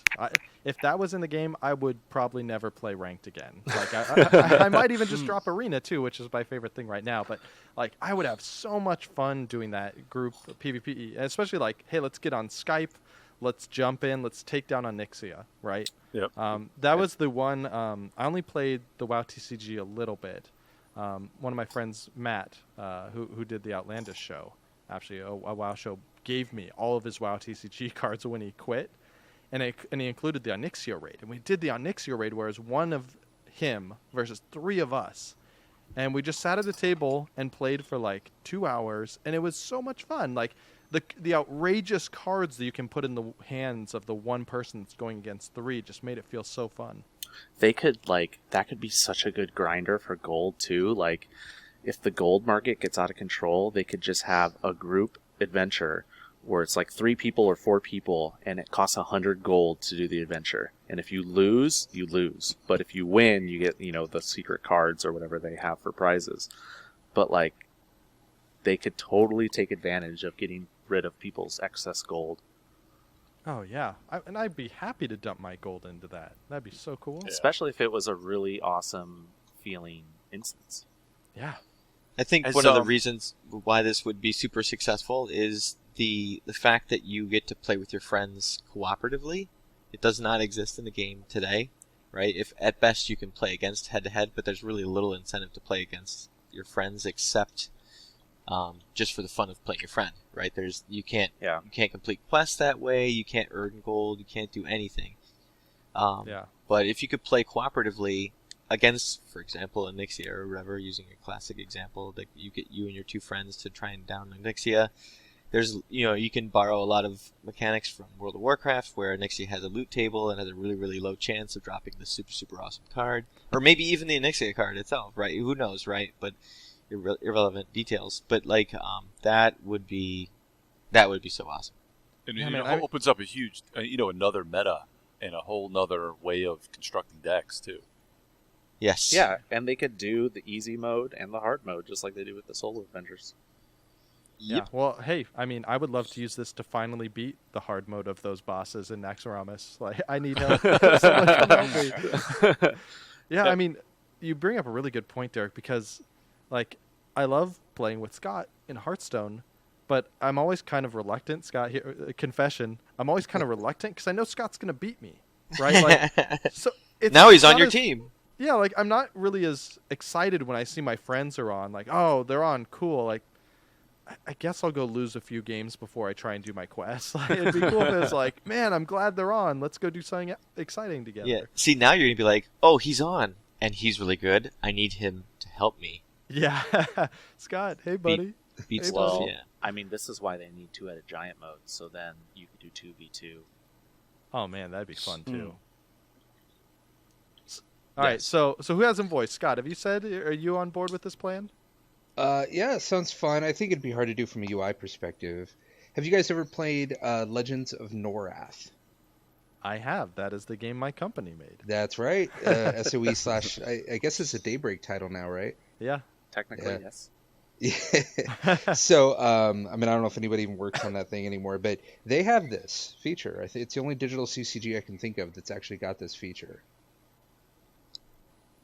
So, There you go. I don't know. I didn't know if you guys had played it. Well, has Hex finally gotten their PvE?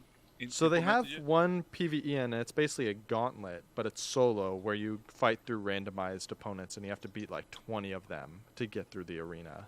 Wow. Which is pretty fun, but it's not co-op yet.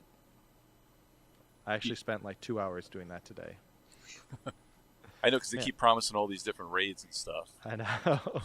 Yeah, man. I mean, Wait, so Legends of Norath actually has the cooperative play against the enemy mode? Or Yeah, are you as talking far as I know, about? I think it's 3-on-1 boss mode. Yeah, I think they call them raids. I had no idea. I actually didn't know that either. Yeah, I'm That's pretty sure awesome. they do. So, Never done it because I didn't have any friends that played, but and then nobody was ever on the servers at all anyway. But yeah, dude, we should. Would you play if I got in there, Scott? I got a pretty big card collection. Yeah, I'm in. Okay, cool, dude. Adam, we should definitely do that. That'd be fun. I feel like we could cheat and have somebody add all the cards to our account. Oh, that was my plan. I mean, we would never do that. Not to say that we're going to do that, but we're going to do that. Yeah. All right. Awesome. All right, Scott, you're up next, buddy. What's your topic? All right, man. I know we're running super long, so this one's a quickie. Health is a resource. Use it. Sometimes people are so protective of their life they don't want to take any life, and I totally don't mind taking damage until I'm down to like 15 life or so if it helps me kill my opponent faster somehow. I don't know how that would be, but like weapon damage is a good example. If you have a weapon and you want to take out some minions and you're afraid of taking damage, don't be, because that can help you win. So I guess it's safer in Arena than Constructed, because in Constructed there's so many decks these days that can just burn somebody down so fast through combos or just being super well tuned. But in Arena, where you really just want to keep the board clean at all costs, a lot of times it's worth sacrificing some life to do it however you can. I mean, yeah, I think as a Warlock you learn this pretty quickly. Yeah. Because like you're like, oh, 2 damage. Well, 28 health won't matter compared to 30, and I need that card.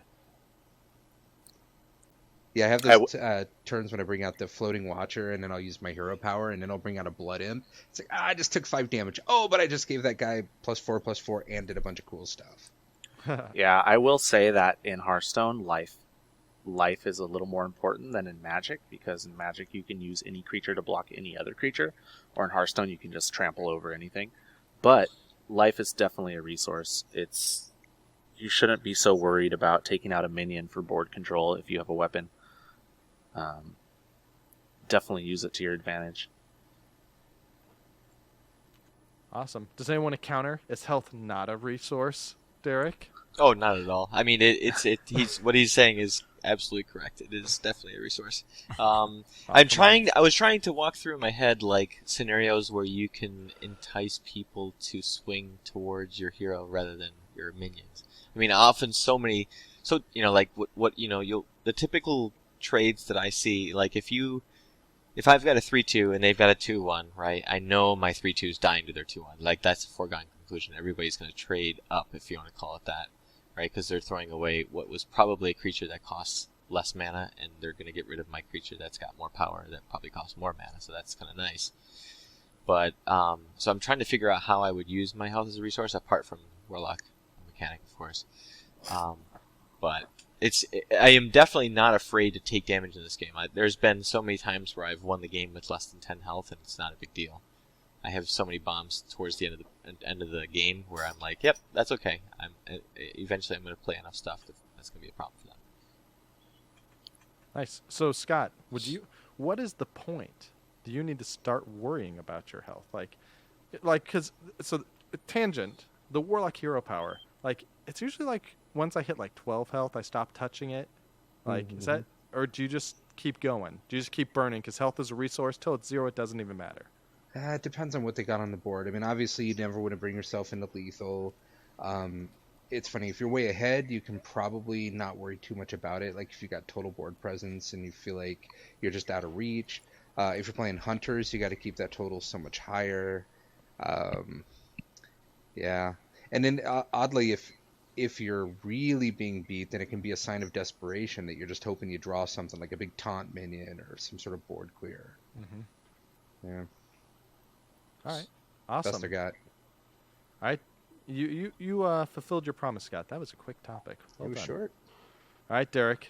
I want to close us out with some sweet, mind-melting tips. I see a chart and graph here with lots of numbers. Yes. So for folks that hear me speak for the next minute or so and are completely lost, just read the show notes and then you'll get some explanation, which is good. But anyway, yeah. So the topic that I wanted to bring to this potluck was all about potato salad. No, I'm just kidding. Here's my recipe. Use mustard. No. So something. I mean, I don't know what the actual terminology is for this type of thing, but when I explain it to my friends or when I think through it while I'm playing, I think of it as what I call something I call deck velocity. It's essentially the concept of like how fast you actually rip through your deck. You can imagine if you have literally no way to accelerate through your deck, like no cards that when you play them you draw cards or whatever. You can imagine like on turn 17 you're gonna pull that that's 19th card or whatever 20th card or however that works out. I guess whatever depending on if you went first or not. That is very predictable, and you're going to gain one card every turn, and that's about it, right? But then there's always ways to kind of accelerate through that deck. The classic simple case would be something like playing like Arcane Intellect. If you're the mage, you pay 3 mana to draw 2 cards, and so the concept of playing cards like that, right? What it does, not that it's necessarily a good thing or a bad thing. Obviously, drawing cards is good, but obviously you're paying mana to do so. But the concept is, drawing cards and how does that affect how fast you can find other cards to handle the situation that you're facing on the board. And so I was playing around with numbers. I was, conceptually, I was thinking, should I be saving my card draw for when my hand is empty so I can kind of refuel it? Like you've seen, for example, if you play against a rogue, and they're going to play like that 7-drop sprint card that, you finally think you've exhausted their hand, and all of a sudden now they got 4 cards in their hand, and you're like, crap. But then again, is it better to try and play those things late once your hand is exhausted, or is it better to play those things earlier? And what is the advantage you actually get from crunching those numbers early? So I made a little chart so I could kind of explain what this topic, what one of the aspects of this topic. So let's assume you're going first, right? So when you start the game, you have 3 cards, and then you're gonna make your first play. I guess you draw a card and then you make your first play. So technically, you have 4 cards in the first turn, technically. But that means you're gonna have sort of like 1 more card each turn, and so on and so forth. So there's really what I call no turns with benefit. You're always drawing the card on turn that you were supposed to. Hold on. Turns with benefits? Yeah, there you go. It's a suspect phrase, my friend. All right.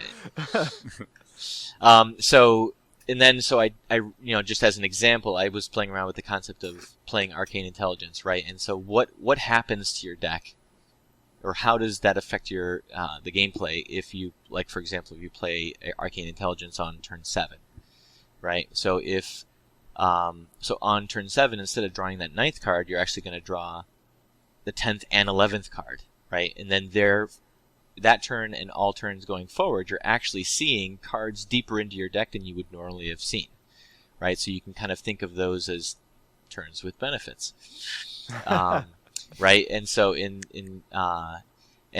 if you kind of take that idea and push, Arcane Intelligence all the way to as early as you could play it without any kind of special ramp cards or anything, right? If you play it on turn 3, now you're seeing not just your 5th card from your draw, but also your 6th and 7th card, and you're getting all of the subsequent turns downstream to have that benefit of seeing, like my removal spell that I needed that much sooner, or an awesome maybe I've been searching for like that, some special legendary that's in there that does cool stuff that really my deck hinges on. You can see all those cards sooner the more card draw you play earlier on. So obviously, like, there's a trade-off, because if you're playing Arcane Intellect on turn 3, you're not developing your board, and developing your board in the early game is like super, super critical. But sometimes your opponent will leave like an open window, like maybe they haven't maybe they haven't really developed their board yet. They haven't had any early turn plays, so Arcane Intelligence early on actually is not a bad choice there, because you're just, especially if you're like in a control deck, you're just going to have more of your answers in your hand waiting for them to play something so you can respond to it. So this chart actually helped me a ton to figure out what you were saying. Yep. So I guess the question is the conclusion then that cards like Lay on Hands that are always late game draws are just not as valuable? Is that what you're saying? Well, so obviously, like, you have to look at any of these card draw spells, and you have to take them at face value, assuming, like, for Lay on Hands, I think it's an 8-mana spell, right? So you can't, unless you're ramping into that card, the earliest you can play it is turn 8. But you can also play it on turn 9, you can also play it on turn 10, you can also play it on turn 15 if the game happens to go that long. And the idea being is that if you sat on that card until turn 15, all of the turns that you missed out on playing it, you didn't accelerate yourself through your deck faster. So you're kind of delaying that benefit, and I felt like there was a real big downside. So one of the things that I started playing around with was saying how early can I start to rip through my deck, and does that actually help my deck behave more consistently? Because I'm seeing more of my cards sooner. So when I was playing around with I have a Hunter Beast deck, and there's a card in the Hunter set called Call Pet, and it's a 2-drop, which means I can get it out like really, really early. Maybe the board is completely open and clear at that point. Call Pet has like numerous advantages at that point if you can actually cast it on turn, because if you happen to draw a beast, which in a beast deck you're going to have lots of, you might get lucky, and on turn 2, if you can draw a beast that's 4 mana or less, it becomes 0, and you just play it right out. And potentially, not only have I gotten a creature to cast it cheaper than it normally costs, but I've also been able to rip through my deck a little bit faster. So it actually serves 2 purposes in that respect, which I found to be pretty advantageous. Nice, dude. Derek. What? Next time I'm putting you first, because this is a heavy topic. And I feel like it's getting late. My brain's a little slow. I mean, I'm going to need to think about this. The word I was thinking of was dense. That was very dense. You just successfully made me feel like I'm a terrible Hearthstone player. Because I have not been thinking about all this stuff. So what do you think, Adam? Does this sound pretty legit? Well, I definitely want to look at the charts, because I don't have the charts in front of me. But after I look at them, definitely, for sure, if it's something that you can think about while you're playing a game, all of this information is super valuable. Nice. And Scott, you're on board too? What do you think? So you're usually the one that's bringing these dense topics that go over my head. I was just about to say, hey, well, for once, I'm the guy that didn't bring the spreadsheet to the party. Yeah. So this is great stuff. Nice. All right, then I'm going to have to mull over this and then give it another shot in the morning when I have a fresh brain. Cool. Adam, maybe you can dig into it more, and we'll go to lunch. You explain it to me. Yeah, in don't worry. Words. Derek, I got you. I'll look at it. I'll Good. tell Josh what's up. Like I said, it's sort of hard to explain. That's why I have my visual aid to aid me. Yeah, this is really cool. So I don't actually. What I'll do, I'll take like a picture of this graph, but I'll make sure it's in the show notes so everyone. Derek was awesome and actually wrote up several points about this and the chart and graph. I'll make sure all that's on the show notes on GameDiplomat.com so you can everyone can see it, because this is really cool. I mean, I love it because I'm really glad that we had this many hosts on. It was kind of, it's a long show. Obviously, we're all getting close to 2 hours. But it was really fun to have topics like Chris being like, hey, I like playing casual. Here's why I like playing casual and how it works. And here's some cool tips for casual. And then we get to this, where it's like the 2 ends of the spectrum. Yeah. Just wait till I talk about mulliganing. I could talk about that for about 3 straight hours with data. We'll do a whole separate show on that. How about that? There you go. It's all good content, though, because there's a lot of people that probably just don't think about that stuff. They just play Hearthstone and click cards and throw them on the board. Yeah. Well, in this, like, I understood the concept of card advantage, right? So I thought I was kind of smart knowing that, and now it's like, oh, card advantage at different times of the game makes a huge difference. Playing Arcane Intellect on turn 3 is way better than on turn 7. Yep. But because my brain kind of thought, oh, at that point I'm top decking, so drawing 2 cards is huge. But maybe not. Well, so I will say that 2 quick counterpoints to this. One, I mean, not that they're complete counterpoints, but forces in the opposite direction. One is that the numbers actually he's got here make it look a little more intense than it is, because you're not actually up 3 cards, you're really up 2 cards, because you did have a card and spend mana that did nothing other than draw you a card. So, I would say it's fair to say you're up 1 additional card, but not necessarily up 2 additional cards for having definitely with card advantage, I would say that's how it would score out. I was just trying to represent, like, how deep into my deck am I actually going to see? Oh, yeah. Right. And if you're going after deep? combos, then that's actually the numbers you got are dead on. Yep. Very cool. And then the other side is just for tempo. If what you're trying to do is win quickly, then you just got to realize that you're sacrificing early game board presence, and if your opponent isn't slowing down to cast something like this to get card advantage, you don't want to lose with a bunch of cards in your hand. So you got to be careful and kind of see if you really think you can afford to skip a turn early on to cast something like this. Correct. Yeah. Awesome. All right, guys, it's getting late. Yep. Any parting thoughts on this one before we jump into card of the week real fast and then close out the show? No? All right. Forever hold your peace. All right, 2 reviews before we actually do card of the week. We got Eurotastu sent in a code message saying missing it from February, saying with all the recent Goblins versus Gnome changes to the game, I'm sorely missing my dose of Happy Hearthstone. Where are you in my time of need? Josh is a very entertaining host, and the guest is 9 times out of 10 bring their A game. Ooh. Which one of you? It was me.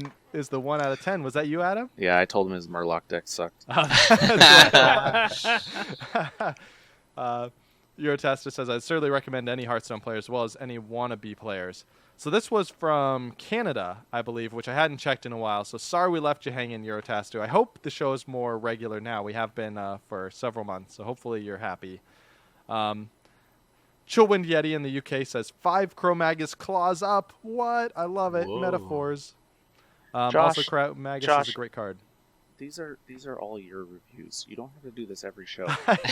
It's hard to come up with different names, though, so I like to brag about it. Okay. Says, I'm still relatively new to Hearthstone. I love listening to podcasts in the background. The Happy Hearthstone is a great combination of tips for being a better player, as well as lighthearted conversation and putting Iowa-based Murloc players in their place. Ooh. Keep it up. Whoa, Chillwind Yeti is getting angry. He's backing you up there, Adam. That's right, man. He knows what's up. Wow. I actually forgot that was in the review. I did not expect that. What's funny is, like, when I was on last talking about Murloc decks, that was such a long time ago, but that was when Murlocs were so annoying. Like, every other deck you played was some Murloc deck, and it was like the most trolly thing ever. Are you trying to back out of your Murloc hate, saying you don't hate them anymore? No, I still hate them. It's just I'm glad that they're not around anymore. Okay, so you're saying you've won the war. We've won the war, yeah. Okay. All right, guys, we got card of the week. Because it's 50th anniversary, we got to do something special, and there's all of us here. So I think we're going to all try and sing together. This should be good. We have not rehearsed this at all. Chris is a music teacher, so he's going to start singing, and we're just going to follow his lead. All right. Just see how it goes. Have you ever watched Jimmy Fallon? Yes. You know the Ragtime Gals. Here we go, guys. Are you ready? Oh. Card of the week. Card of the week. Card of the week. Card of the week. That was beautiful. I love it. Yeah. All right. We got wasn't bad. I mean, before the show started, Chris told us we were unteachable. I totally thought he was just going to be like, this is the card of the week, and we're going to talk about it. Da, da, da, da. I thought he was just going to go off. I was waiting for it. Yeah. We're just It's all a group chime in. effort, I like group it. effort. It was nice. Well All done. right. So the card of the week this week, I picked it because it's a card. So Adam came by my desk. I know. It's embarrassing for me. It's sometime last week, and I was in the middle of a game, And he came over and he just, stood behind me and did the backseat coaching thing. I asked for it because I wanted help. I wanted to win. But he kept getting frustrated because I would make plays too quickly without waiting for his full opinion. Because he's a slow thinker. I'd be like, hey, Adam, should I punch this? And he'd be like, oh, I don't know. Let me think for 10 minutes. And I just end up punching it because that's what I do. Oh, my God, this version of your story. But at one point, we had it in the bag. And we're looking at each other like we're gods of Hearthstone. I mean, thank goodness we did it. And then they pulled out this card, Light Bomb, which is a 6-mana priest spell. It's an epic that says deal damage to each minion equal to its attack. And it wiped out all my dragons on the board, and it was depressing. So, let me give my version. All right. I go to Josh's desk to go to lunch, and he's playing priest. Or no, he's playing paladin versus priest. And he would be like, all right, what do you think is a good play? And he would have like 8 mana, 9 mana. And I'd be like, okay, the first thing you should do is you should probably play this card. And then he'd be like, okay. And he'd go play that card. And before I could even speak, he plays another card and makes a hero power 1/1 token. I'm like, whoa, what are you doing? I just told you to play this card. And so he would just finish the rest of his turn. And he would do this every turn. He'd be like, all right, what should I do? Should I attack this? I'm like, yeah, start by attacking this minion. And he would attack the minion and then play 2 more cards. And I'm like, whoa, what are you doing? I told you only to attack the minion. You're playing so fast. Dude, I was hungry, Adam. We needed to get to lunch. I was so hungry. It'd be like if I told you to make a left turn at the street, and then you made a left turn, and then turned and parked at the corner or something. Hey, if there's a delicious sandwich at that place, I'll do it. But yes, Light Bomb. All right, so what do you think about this card? Because this card actually seems really good to me, but I still don't see it very often. It's actually really good for Priest, because Priest has a lot of cards that give toughness.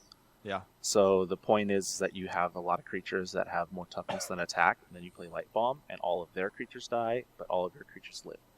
And you can start healing yours back up, too. Yeah. All right, so is this a competitive card? Are we seeing this in draft, do you think? Or Scott, I think you have the highest rank out of any of us. Are you seeing this card at all? Yeah, and it's pretty good in a lot of cases. Yep. A lot of times I think I'm ahead, and somebody casts this thing, and it tears me up, and then I cry. I do a lot of crying. I understand. I think we all do. Chris, have you tried playing with this card at all? I have never seen it before, but I want it. I want it now. Yeah, it looks. I mean, it's kind of fun too because it's a very. It doesn't seem like a priesty sort of card, right? Because priest doesn't get a lot of hard removal. They get a lot of heals, a lot of buffs, a lot of that sort of stuff. It's fun to get a big AOE. But it's such a good priest card. Think of a priest creature, and you can probably think of one that has more toughness than power. Yeah. So I can't really think of one that doesn't. Yeah, there's the 1/3 Northshire Cleric. There's the 2/8 Taunt that gives a creature if they kill it. There's the 3/4 guy that if he dies you get 3 toughness. Yeah, there's the 6/6, but he comes in and gives health to something. Gives health, else. and then there's spells like the Valen's Chosen that gives +2/+4, and then there's the thing that gives +0/+2. It's like everything priest related gives toughness, and then you have a card that makes all of the attack the toughness. So it's like a perfect card to kill everything that they have and to have all your stuff still be alive. Okay, cool. So are we thinking like if a listener is playing priest, they should have 1 copy of this in their deck? Yes, I would say at least 1 for sure. Playing with one of them, like it doesn't matter what priest deck you have, just throw one of them in there. It'll probably help you. This is one of the few cards that can cost effectively take down a Dr. Boom, right? Because you get all of it for 6 mana.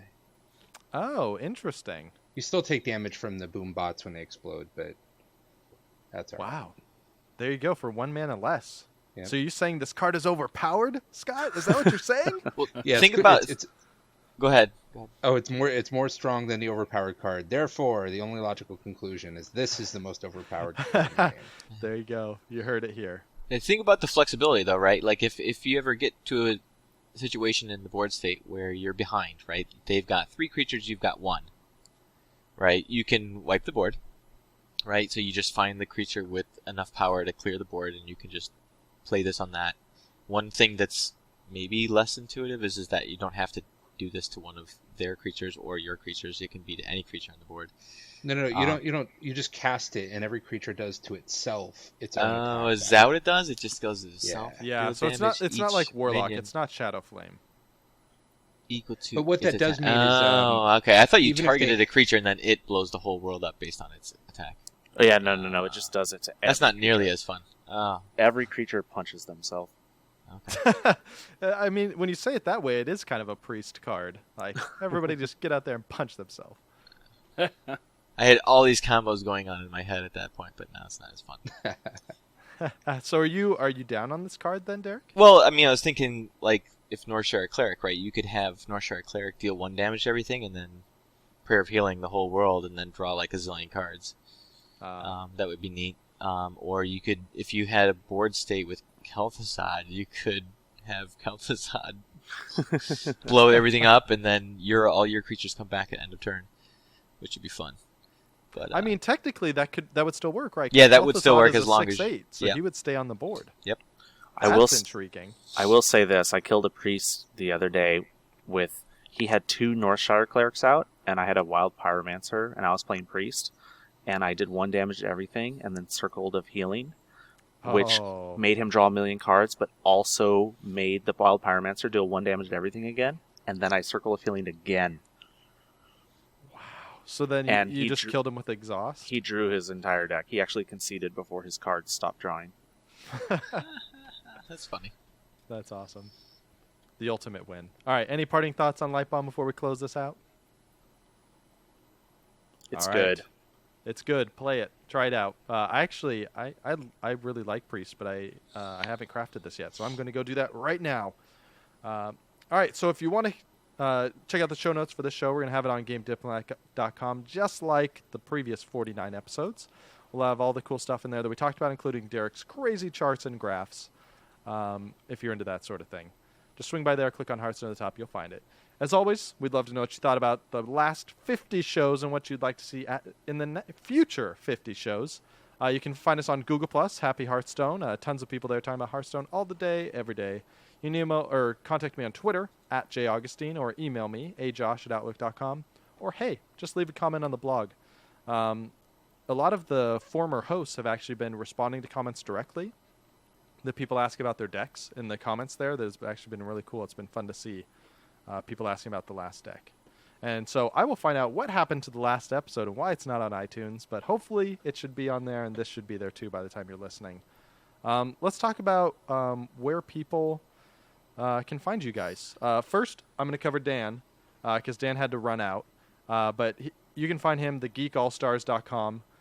He does the Geek All-Stars podcast, which is the one where they hit their 100th episode recently. They cover board games, video games, any kind of game, really. It's a really great show, really fun. Highly recommend it.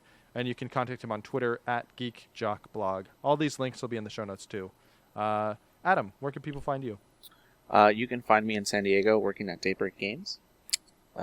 So can they physically come find you and hang out with you? Yeah, I'll go to lunch. All right. Just make sure you tweet me first, @RClager. And we'll go hang out. Cool. Look at that. Actually, that is not an open invite to tweet me and go hang out for lunch. Come on. What if they pay? If they pay for lunch and we go to dim sum, I might think about it. All right, there you have it, people. Make it happen. You can berate him about his Murloc hate all during lunch. It's totally cool. But Josh is coming with us. That's cool. I'll join in the hate. Chris, where can people find you? MMOreporter.com. So you can find the MMO Reporter podcast and all of our podcasts, including cross posts of the wonderful Hearthstone podcast. You might have heard of it, the Happy Hearthstone. Sounds awesome. They should have 50 episodes. They should. They should, because that would be great. Awesome. Derek, where can people find you? You can find me on Twitter at Repay in Kind. It's a magic card. Look it up. It's sweet. It makes people hate you drastically.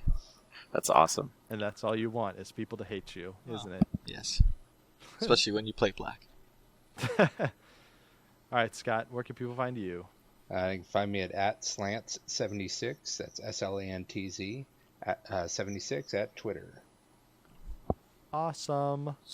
Cool. So thank you guys all for coming on the show and enduring this epically long show with so many hosts. It was really fun. And thank you all. I mean, you all are basically as much a part of the show as I am. I could not have done it without you guys who have carried me on and off throughout the years that we have been doing this, which is kind of crazy. So thank you guys. I expect a check. Yeah, take me to that dim sum and then we'll talk. No, seriously though, it's been awesome. I love joining you on the podcast. Doesn't matter what podcast it is, even if it is Hearthstone or anything else. It's always a good time. It is, Adam. Thanks. I appreciate that. Cool. Well, thank you guys. Thanks everyone for listening, for visiting the Happy Hearthstone and having a little fun with us. We'll see you next time. Bye. Bye. Bye.